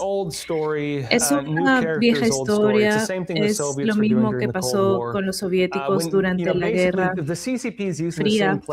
Básicamente el PSC usa el mismo libro de manual de la Unión Soviética. Lo que tratan de hacer es generar crítica extranjera y presionan de manera política, diplomática, a través de la economía, de los acuerdos, de las sanciones. La gente dice hay un genocidio que está sucediendo, una persecución contra la fe, y el PSC lo que está haciendo ahorita mismo es lo mismo que hicieron los soviéticos, es básicamente infiltrarse en las organizaciones, hagan que la gente se divida, vaya una contra la otra. Incluso en otros países hacen que hagan acusaciones falsas contra estas personas, como generar reportes falsos criminales y ese tipo de cosas para destruir esas organizaciones. Incluso es una estrategia militar del Partido Comunista China llamada las 3 guerras. Es la guerra psicológica, la guerra de los medios de comunicación que están en los periódicos, y también la guerra legal, que usan estos casos legales para poder perseguir. Es parte de la doctrina militar. Claramente esta es la confrontación del elemento, pero Cindy, tengo que decir, después de ver a los hermanos Browdy, toda esta energía tan juvenil, estoy muy positivo para el futuro ahora, ver a gente tan joven que están siendo atacados, y que hay un momento en donde Lucas dice que no tiene animosidad en contra del New York Times, solo él quiere sacar la versión de su historia para que la gente realmente pueda ver lo que es la vida con ustedes. Pero, ¿qué piensas tú?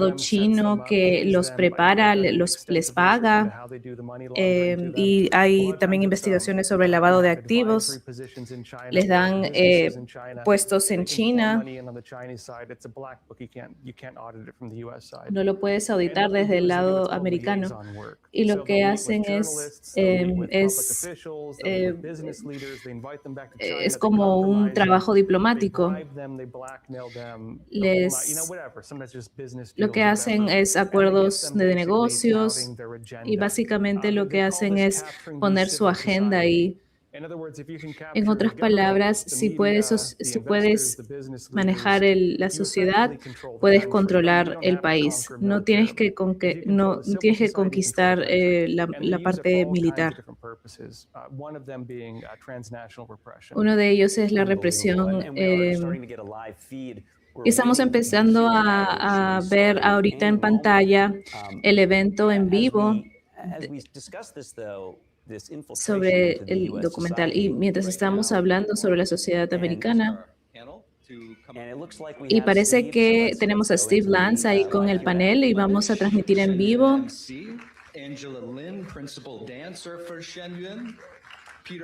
Tenemos a Peter Juan, bailarín principal, a Rachel Chen, violista, y Allison Chen, ex bailarina de Shen Yun, y Levi Browdy, el padre de los dos chicos, Jesse y Lucas.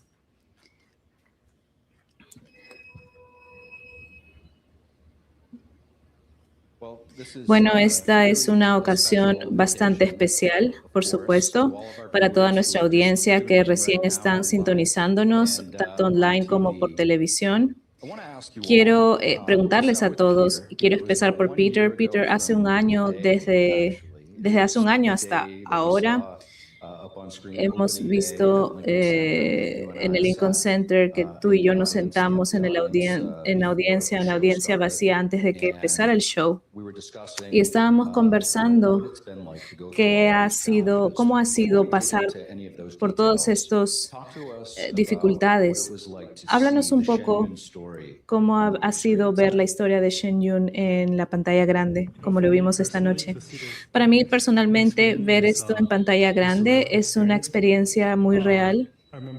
Recuerdo hace 14 años que estaba hablando con otro bailarín y me dijo que su sueño era hacer una película sobre Shen Yun algún día. Y 14 años después, ver nuestra historia en la pantalla grande me hace realmente pensar todo lo que hemos caminado, todo lo que hemos soportado, y todo tuvo propósito. Sí, a mí me hizo recordar hace 20 años cuando estaba viendo a Shen Yun desde la audiencia, y ahora estoy en el escenario y ha sido un viaje muy increíble. Como músico, muchas veces no pienso realmente a dónde hemos llegado hasta ahora, pero en este aniversario número 20 y esta película realmente me hizo reflexionar sobre mi viaje en Shen Yun, y ha sido una experiencia increíble. Estoy muy conmovida después de ver todo este documental, aunque a veces ya había visto unos adelantos, pero creo que es diferente de verlo en este teatro y experimentarlo con todos ustedes, y verlo realmente sentí que fue como viajar en el tiempo para mí, porque yo dejé de bailar para Shen Yun hace 10 años y he estado fuera del escenario hace 10 años, pero he visto cómo ha crecido esta compañía, y verlo en un documental, captarlo de esa manera, de todo este viaje, de cómo todos estos estudiantes han cumplido sus sueños, y eso es lo que yo viví. Yo realmente quería estar sobre el escenario y ver todos estos bailarines florecer y ser tan exitosos y crecer. Ha sido muy conmovedor para mí.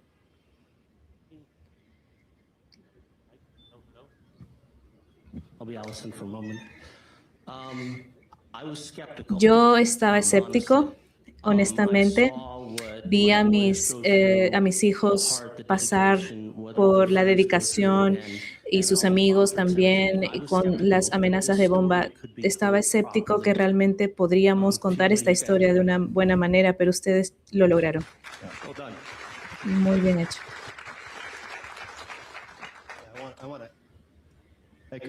Y quiero también decir eso y felicidades Steve, Fiona y Penny y todos los que trabajaron en este film. Vi cómo trabajaron, cómo le pusieron mucho corazón a esto y lo que realmente resaltó para mí fue como la historia de Stephen Wan, esa resiliencia, ese coraje de alguien cuyo padre fue torturado hasta la muerte y que pueda estar sobre el escenario y actuar como un padre. Y tenemos tantas historias parecidas. Nosotros estuvimos en el documental, y no, pero tenemos cientos de artistas con cientos de historias. Tenemos 90 artistas que han experimentado la persecución, que sobrevivieron la tortura, perdieron a sus padres, perdieron a sus tíos, a sus abuelos. Y lo que más me emociona es qué pasará cuando el mundo vea la historia de Shen Yun, porque la gente está interesada, está curiosa. El New York Times y ellos se cuestionan cosas y la gente quiere saber. La gente realmente ve a través de quién eres. Y solo para que la audiencia sepa, vamos a abrir este panel para preguntas, así que después de ver el filme, si tienen algunas preguntas, por favor, ténganlas en cuenta. Y Allison y todos, ¿cuáles fueron los momentos más memorables durante el filme para ustedes? Bueno, la parte más memorable para mí, ¿puedo regresar? Déjame pensarlo un momento. Yo creo que para mí fue cuando el documental nos recordó que algunos de nuestros amigos queridos tienen parientes que están siendo perseguidos en China, y eso realmente me hizo pensar de mis amigos cercanos. Tengo un amigo que no ha podido ver a sus padres por muchos años y ahora ella ha podido superarlo, pero es muy difícil. Si fuera yo, no creo que pudiera hacerlo. Así que el solo hecho de estar con estas personas tan valientes realmente te motiva y te motiva a ser mejor persona. Yo creo que es casi impensable para la mente occidental cómo y por qué el Partido Comunista Chino iría a tantos límites como para suprimir Shen Yun. ¿Por qué crees que sea eso? Yo creo que se resumen dos cosas. Shen Yun muestra en el título es China antes del comunismo, que la implicación es cómo sería China sin el comunismo, y creo que es algo bastante real. Y Beijing ve esto, uno de los expertos lo citó como probablemente la única amenaza más grande. Y creo que eso es una de las cosas principales. Y la otra es que Shen Yun pone la tiranía moderna del Partido Comunista Chino en el escenario mundial, la persecución, habla sobre la persecución a Falun Gong, practicantes de Falun Gong y sus y los que los apoyan, que alcen la voz, y creo que es un mensaje que literalmente millones de gente del mundo sabe que está sucediendo. Y ahora que me pongo a pensar, lo que más resaltó para mí en el documental es el hecho de ver que la compañía ha estado aquí por 20 años. Y yo estaba hablando con Lishai sobre esto. Él ha estado en tour por 20 años. Oh, sorry, my bad. Pero entonces ha estado cada año, cada medio año ha estado fuera de su casa haciendo tour. Por eso es que ha experimentado cómo esta compañía ha sido amenazada cada año, básicamente. Y creo que por eso tiene estos récords históricos de lo que ha sucedido. Cada amenaza de bomba, cada amenaza. Pero creo que me conmueve que a pesar de esto, él sigue aquí, la compañía sigue aquí y sigue creciendo.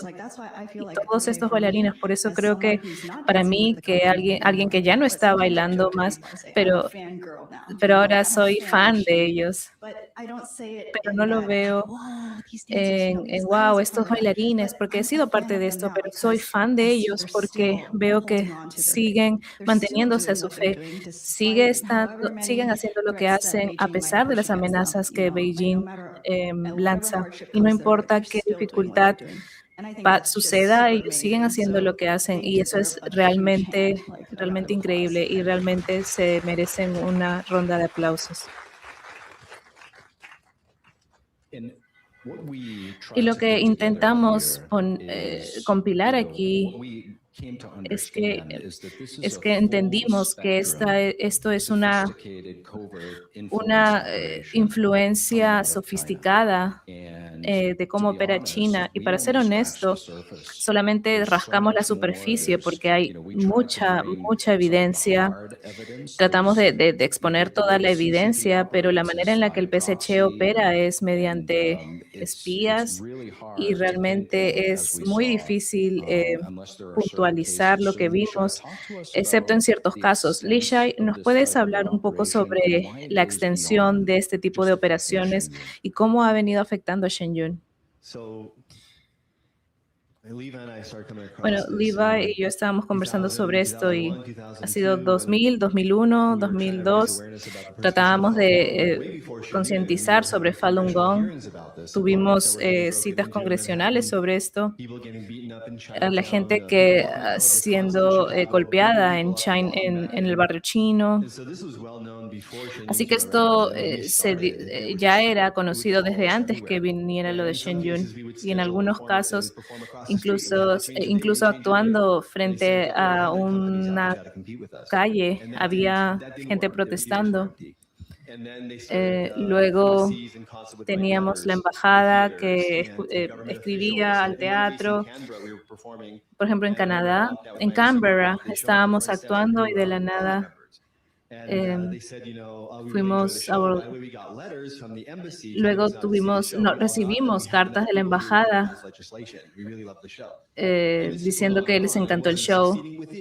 Así que estábamos siendo exitosos, excepto ciertos países que fueron corruptos, como Moldova o Corea del Sur. Y luego vimos que empezaron a cortar los neumáticos de nuestros buses. Lo vimos en Little Rock, en Costa Mesa. También tuvimos ataques cibernéticos, intentaban derribar nuestra página web de las tiqueteras. Tenemos casi más de 200 casos en contra de Shen Yun y también el Centro de Información de Falun Gong, Feitian, todas esas organizaciones afiliadas que nos apoyan. Y sobre los protestantes, hay otras tácticas como gente que se hace pasar con cuentas falsas de inteligencia artificial. Y esto sigue y sigue y de nuevo, creo que mostrar la historia real y cómo son las personas es el antídoto perfecto para eso. No va a ser nadie del consulado que lo dirá.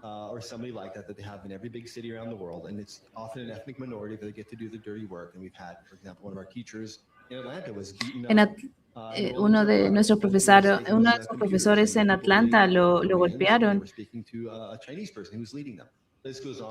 Y esto sigue y sigue. Y creo que esta película es un gran despertar para los americanos, para las personas que aman la libertad en todos lados, porque estamos hablando de personas que son, ustedes ven la resiliencia de los artistas y los pueden soportar, pero esto puede pasar en cualquier parte de la sociedad americana.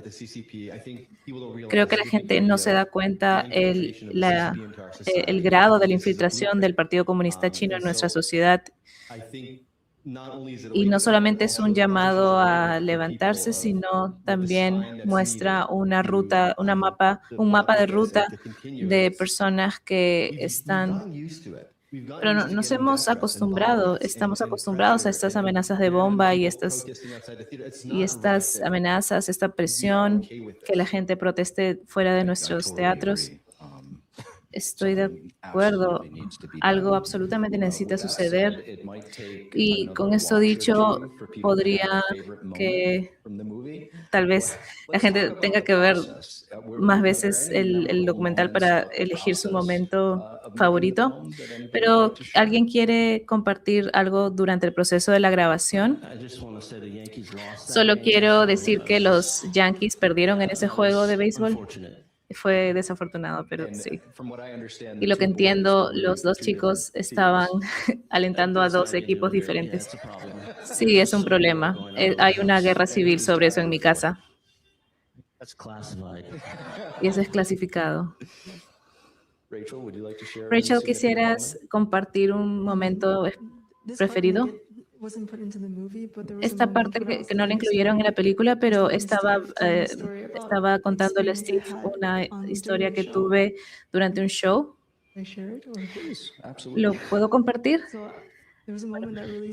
Hubo un momento que me conmovió hace muchos años, pero recuerdo que durante el intermedio había una señora que se acercó a mí, creo que fue en Países Bajos, y hizo contacto visual conmigo.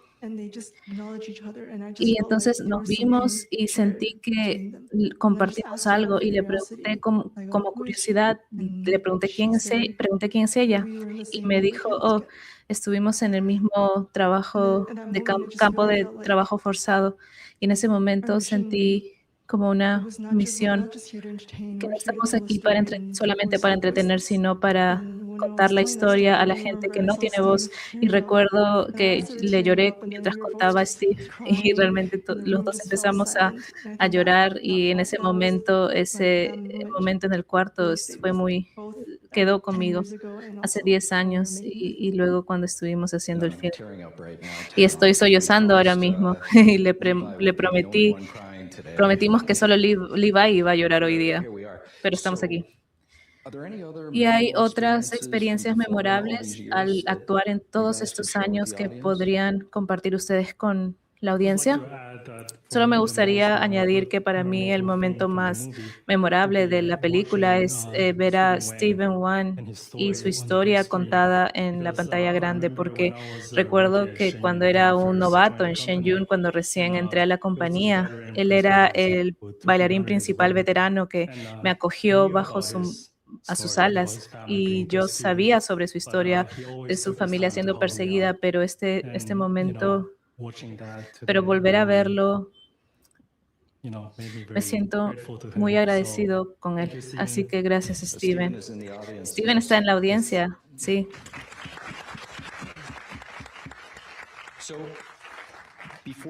Antes de darle pie a la audiencia, en esta ocasión muy especial, es un evento conjunto que tenemos en la publicación de este filme, pero también es el aniversario número 20 de Shen Yun. Y también hay un lanzamiento especial, una línea de ropa muy especial. Y Angela está orando una de estos vestidos aquí. A ver, párate y puedes mostrarlo a la audiencia y cuéntanos sobre esto. Bueno, este vestido en específico es basado en la vestimenta tradicional de la dinastía Tang, pero todas estas vestimentos que estamos ahorita usando ha sido diseñado por el director artístico de Shen Yun.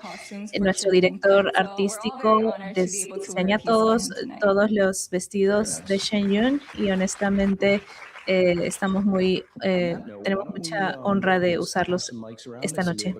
Así que bueno, ahora vamos a pasar para la audiencia para algunas preguntas. Muchas gracias. Bueno, me gustaría ir de frente al punto. El apoyo que ves a esta campaña que viene del Partido Comunista Chino es en gran parte viene de ciudadanos americanos que están en negocios con el Partido Comunista Chino. No son miembros del Partido Comunista Chino, son americanos, 100% americanos, pero realmente ellos están apoyando con esa actividad. Y por supuesto hablo de empresarios de miles de millones de dólares, pero tal vez aquí en la audiencia estamos apoyando, por ejemplo, comprando a través de Temu, cosas chinas de Amazon. ¿Cómo podemos atacar este problema? Porque este es el problema que tenemos en los Estados Unidos. Los americanos apoyan al Partido Comunista Chino financieramente. Bueno, quisiera diferir esta pregunta a alguien con una expertise geopolítico que creo que no tenemos ahora mismo en el panel.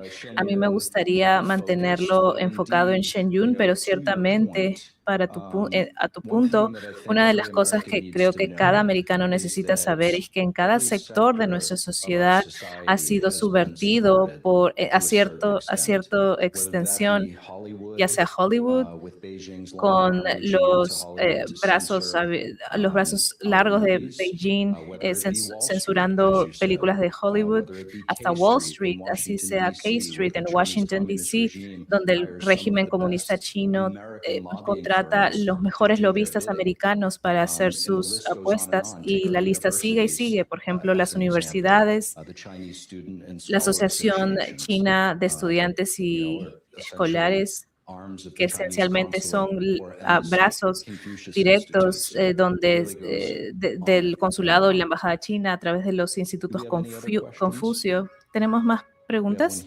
Tenemos una aquí.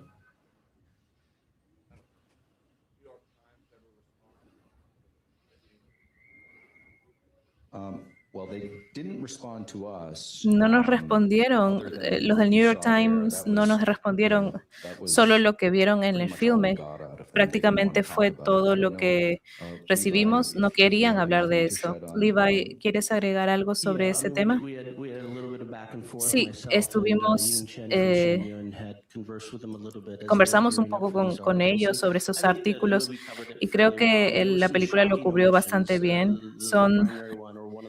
Una de las principales acusaciones era que una vez que sabían que había tratamiento médico, la narrativa era que todos los que están en Shen Yun saben que no es cierto, que los ignoran. Esa es la naturaleza de eso. Y también creo que hay un problema de omisión, el hecho de que algunas de las fuentes primarias también tienen conexiones con la Academia de Danza de Beijing, y eso no fue cubierto en los reportes del New York Times. Sin irnos tanto en detalle con el New York Times, vimos que había un sesgo del New York Times en contra de Falun Gong, en contra de Shen Yun. Es una historia muy larga de no cubrir el genocidio. También sucedió eso en el Holocausto o el genocidio de Ucrania. No cubren temas de derechos humanos. Jan Zemin, el arquitecto de esta persecución a Falun Gong, el Centro de Información de Falun Gong hizo un reporte muy interesante sobre eso. Hicimos una conferencia y nadie apareció, y bueno, esto es una historia que sigue.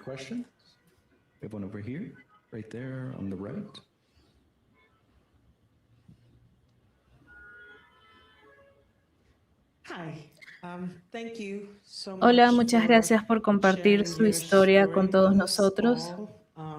Creo que toma mucho coraje hacer eso, pero lo que quisiera preguntar es, nosotros, los espectadores de la película, ¿cómo podemos ayudar a pasar la voz sobre las atrocidades que no solamente ha pasado aquí en términos de la persecución, pero también toda esta desinformación que se está publicando? ¿Hay algún tipo de link, información que podamos compartir en nuestras redes sociales o algo? ¿Qué podemos hacer para ayudarlos a ustedes? Vamos a pasar esta respuesta a Levi. En la página web de este documental, Inquebrantable, de Shen Yun, también va a tener información sobre qué acciones tomar. Levi también es parte de del Centro de Información de Falun Dafa, que es un gran centro de recursos de información. Sí, nosotros lo fundamos en 1999. Hemos publicado muchas historias desde la persecución de Falun Gong y en los últimos 7 años, Beijing ha tomado más atención para enfocarse en contra de Falun Gong, la represión transnacional contra Shen Yun. En la página web del Centro de Información hay muchos recursos en nuestra página web y que pueden también aprender y que pueden compartir.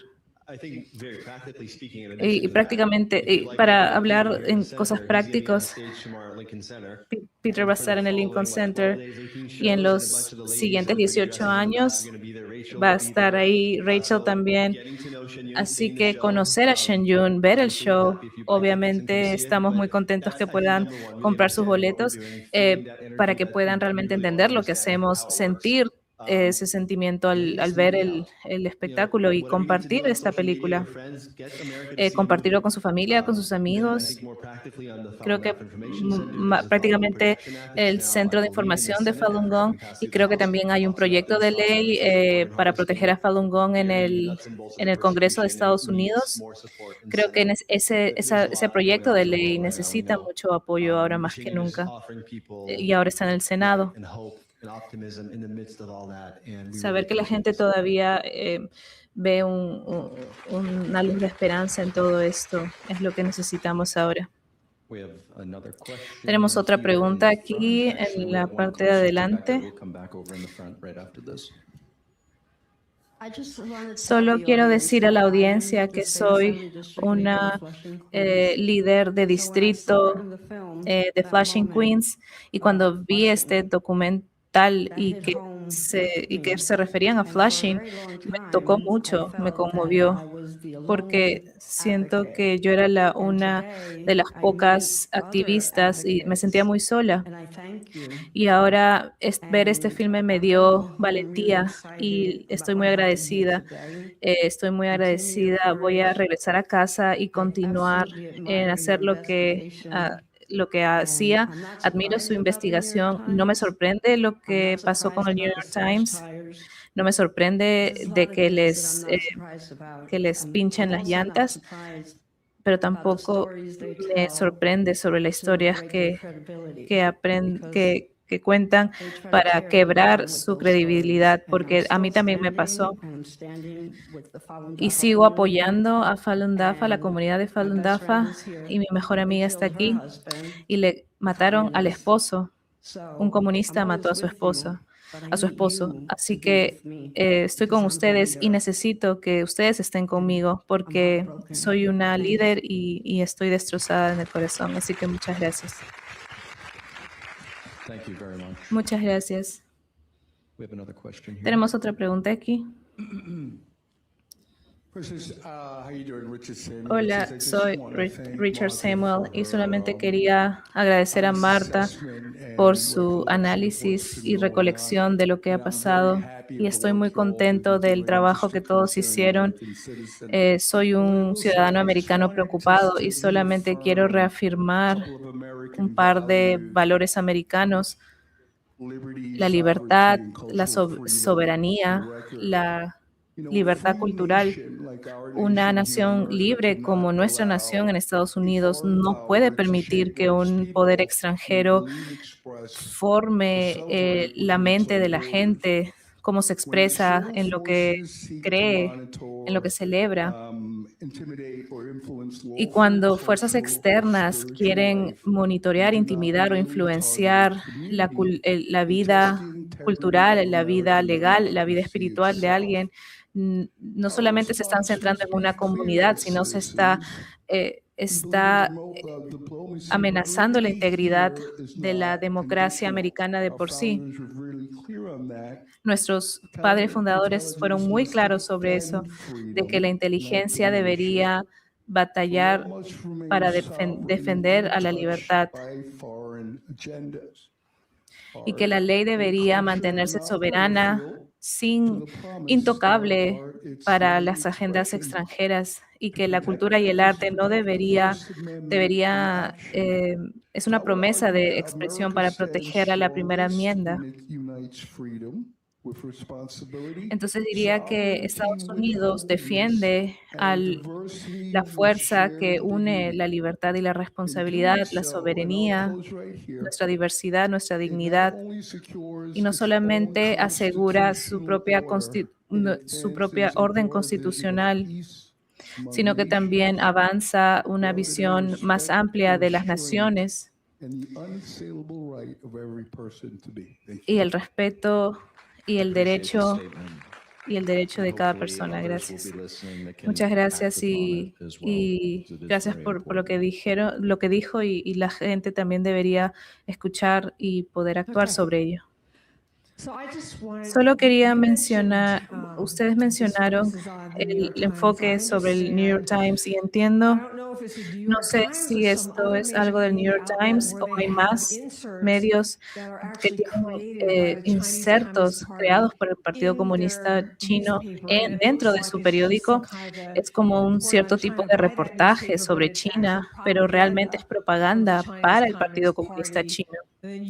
Y luego cuando lo combina lo que mencionaron sobre las universidades, donde hay muchos estudiantes chinos, en los institutos Confucio.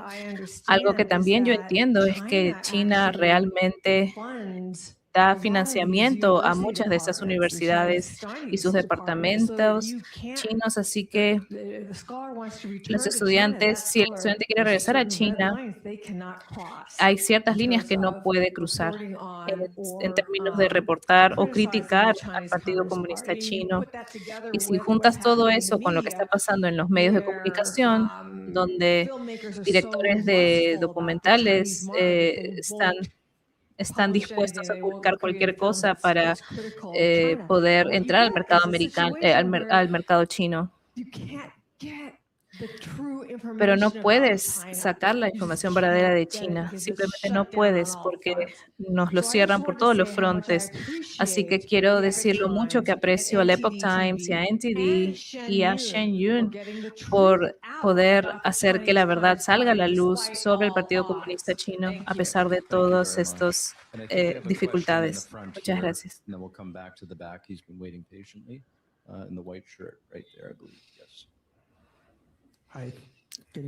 Hola, ¿me escuchan bien? Ok. Muchas gracias. Muy buena película, estoy impresionado. He visto el show hace unos años. Hay una cosa que no llegué a escuchar, es sobre el dinero. No hay nada sobre el dinero. Ustedes dicen que algo que me pareció muy interesante es que veo que hay muchos... no vi diversidad en el show, solamente vi a chicos, no tanto a chicas. ¿Podrían clarificar la primera parte de la canción, de la pregunta sobre el dinero?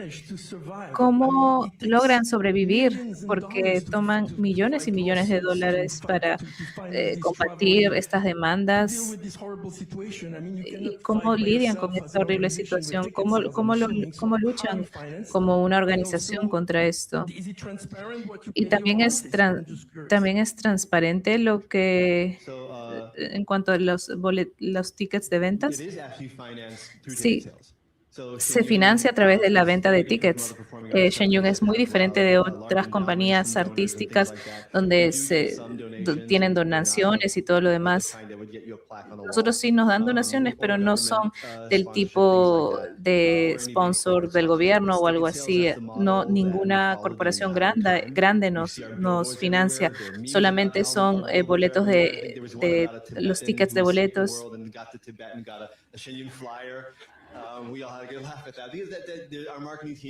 Nuestro equipo de marketing trabaja muy duro para eso. Nuestros artistas que son parte de Shen Yun les pagan, tienen honorarios.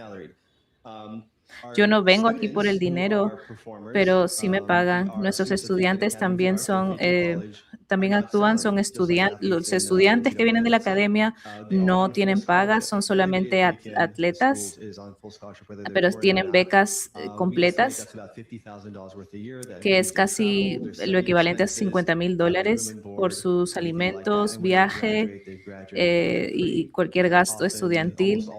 Y prácticamente siempre es un chance para poner a prueba a estos estudiantes y para luego volverse asalariados,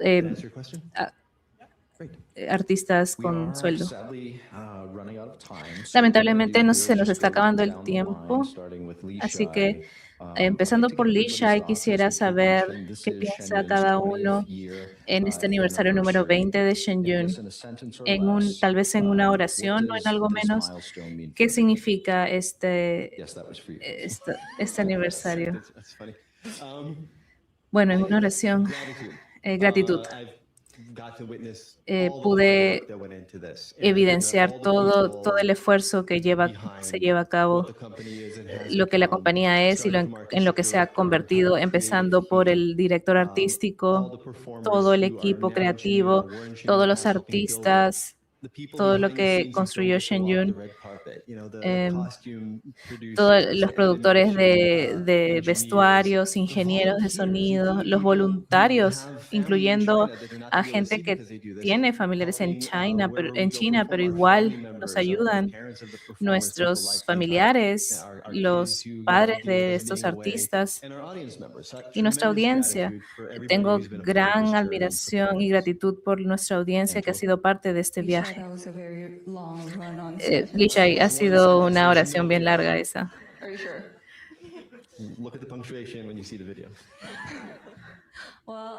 Bueno, como dije, hace 20 años estaba viendo Shen Yun y 10 años después pude conocer a todas esas estrellas que admiraba.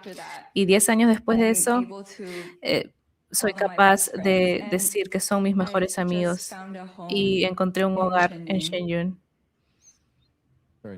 Muchas gracias, Peter. 20 años de Shen Yun es un testamento donde muchas compañías de artes no le dan tan bien o cierran, pero Shen Yun sigue siendo exitoso. Tenemos mucha demanda para nuestros shows y ojalá en pocos años veamos una secuela de esta película donde los ataques y la persecución ya no suceda. Y Peter, creo que eres un testimonio en vivo de lo bueno que Shen Yun es con sus artistas. ¿Hace cuánto has estado actuando? Y hay que considerar que para mí lo que más resalta es que no había visto Shen Yun antes ya había visto Shen Yun antes de hacer esta película, pero no tenía idea del nivel de compromiso y entrenamiento y este vigor que tienen. Es el primer día contigo en el Lincoln Center, cuando todos están entrenando y 13 hombres con la pierna abierta en ángulo de 90 grados. Es increíblemente un enfoque increíble. ¿Cómo han sido capaces de hacer todo esto? Siendo honesto, no es fácil. La danza clásica china es un campo muy, muy demandante.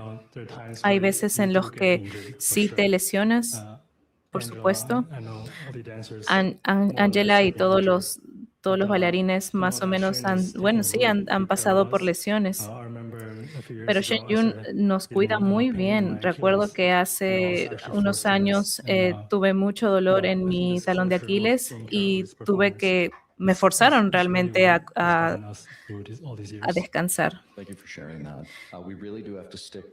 Bueno, muchas gracias. Necesitamos mantenernos a nuestra solicitud. Realmente se nos ha acabado el tiempo. Se nos está acabando el tiempo, Rachel. Como mencioné, he estado entrenando con muchos años con Shen Yun y realmente no había reflexionado sobre mi viaje, todo lo que he crecido personal y profesionalmente y cómo ha crecido la compañía, de una compañía a 8 compañías. A pesar de todos estos ataques y amenazas de bomba, seguimos actuando. Al menos en Europa tenemos espectáculos a teatro lleno. Y cuando estoy en la fosa de orquesta y veo la primera fila, siempre veo que se están llorando en ciertas partes del show y para mí es muy memorable y espero poder seguir haciendo esto. Lo haré corto, pero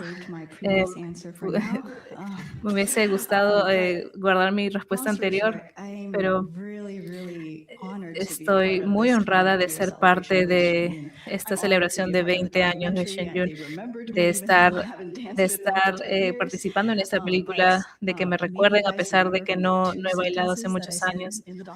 Tal vez se acuerdan del par de oraciones que dije en el documental. No quería ser parte de esto al inicio, pero luego cuando lo reflexioné pensé, si quiero ser parte de esta conversación, si quiero compartir con la gente mi experiencia increíble con Shen Yun, porque creo que la compañía me ha dado tanto, las escuelas de Fei Tian me dieron tanto y me han formado en lo que soy ahora, y si hay algo que quiero es apoyar también a la compañía lo mejor que pueda. Y feliz aniversario número 20 a Shen Yun.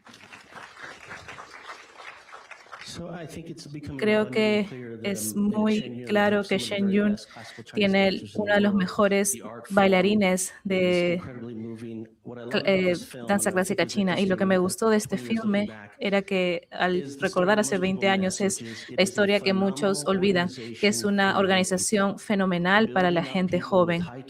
Formar a la juventud con buen carácter, buenos morales, buenos valores, buena integridad.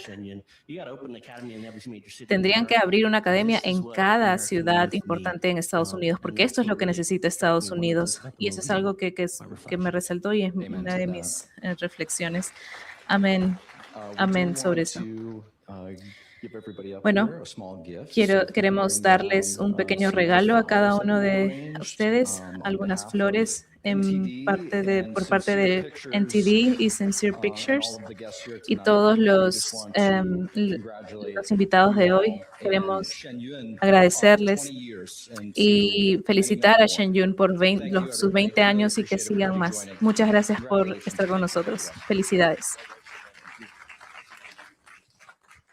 Thank you all. And feel free to stick around and chat with some of the cast here. Los invitamos a hablar con los panelistas en algún momento. Gracias por estar aquí. Y ese, por supuesto, fue la cobertura especial del documental Inquebrantable, la historia no contada de Shen Yun. Es una emoción, este aniversario número 20 de Shen Yun. Afortunadamente hayan visto el show, y aquí en el Lincoln Center a partir de mañana empiezan los shows de Shen Yun.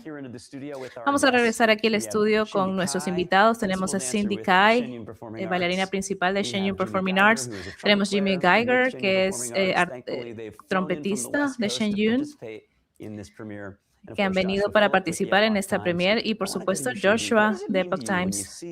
¿Qué significa para ti ver todo este nivel de apoyo en el teatro? Muestra un montón de cosas, una variedad de cosas. Primero, celebrar, por supuesto, el aniversario, pero también el aniversario de soportar la adversidad y los ataques del régimen comunista. ¿Qué es para ti ver toda esta gente que sale felicitándoles, dándoles flores? Para mí ha sido muy conmovedor porque cuando estoy en el escenario, la audiencia, no puedo ver a cada una de la gente en el teatro, pero después de todos estos shows, sé que cientos y cientos de personas que nos vieron están, cada uno tiene familia, amigos y que realmente el hecho de que nos den sus opiniones después del show, estamos cambiando vidas, estamos haciendo conexiones individuales y realmente esto me motiva mucho para seguir como nosotros como artistas, 20 años, y también estaba pensándolo, para mí marca el inicio, porque cuando era muy chica veía a mis padres también concientizar sobre lo que pasaba en la persecución, pero ahora que soy mayor, creo que esta luz se me ha pasado y estoy honrada de tenerlo. Y el aprender a encontrarme a mí misma a través del movimiento, pero en Shen Yun lo he aprendido y ahora estoy más que nunca convencida que es lo que quiero hacer. Ustedes viajan por el mundo presentando a China antes del comunismo. ¿Qué significa para ustedes? ¿Qué es lo más importante sobre esta cultura china? ¿Qué significa para ir a Francia, Australia, Taiwán, a Sudamérica? ¿Por qué toda la gente de estas diferentes culturas abrazan Shen Yun? ¿Qué es lo universal en esto? Porque creo que todos los que estamos presentando la cultura tradicional china, lo que realmente estamos mostrando son los valores universales de verdad, benevolencia, tolerancia, amor. Y estos valores se muestran con cualquier forma de lenguaje. Sin decir ni una sola palabra, la audiencia realmente puede escuchar esta esperanza, inspiración, y es muy poderoso si lo piensas. Si vas a un teatro, ves a cientos, a miles de personas y que son extraños para ti, pero luego, después de 2 horas, se van como amigos. ¿Dónde más en mi vida voy a encontrar algo tan poderoso como esto? Por eso me he quedado con Shen Yun por tanto tiempo. Y ahora, Jimmy, aquí estás, un señor como yo, que estás aquí y eres un músico muy exitoso, pero hay algo de esta innovación de Shen Yun, porque quienes escuchan la música tradicional, tú eres parte de una orquesta que realmente está mezclando 2 escalas musicales completamente diferentes. Así que, ¿qué significa para ti formar parte de algo así? Creo que lo has explicado perfectamente. No hay nada como esto en el mundo. Y he sido muy afortunado de ser parte de estas producciones musicales antes de formar parte de Shen Yun, y nunca había visto reacciones hasta cuando llegué a Shen Yun y los miembros de la audiencia, verlos llorando, me mueve mucho para mí ser parte de algo como esto.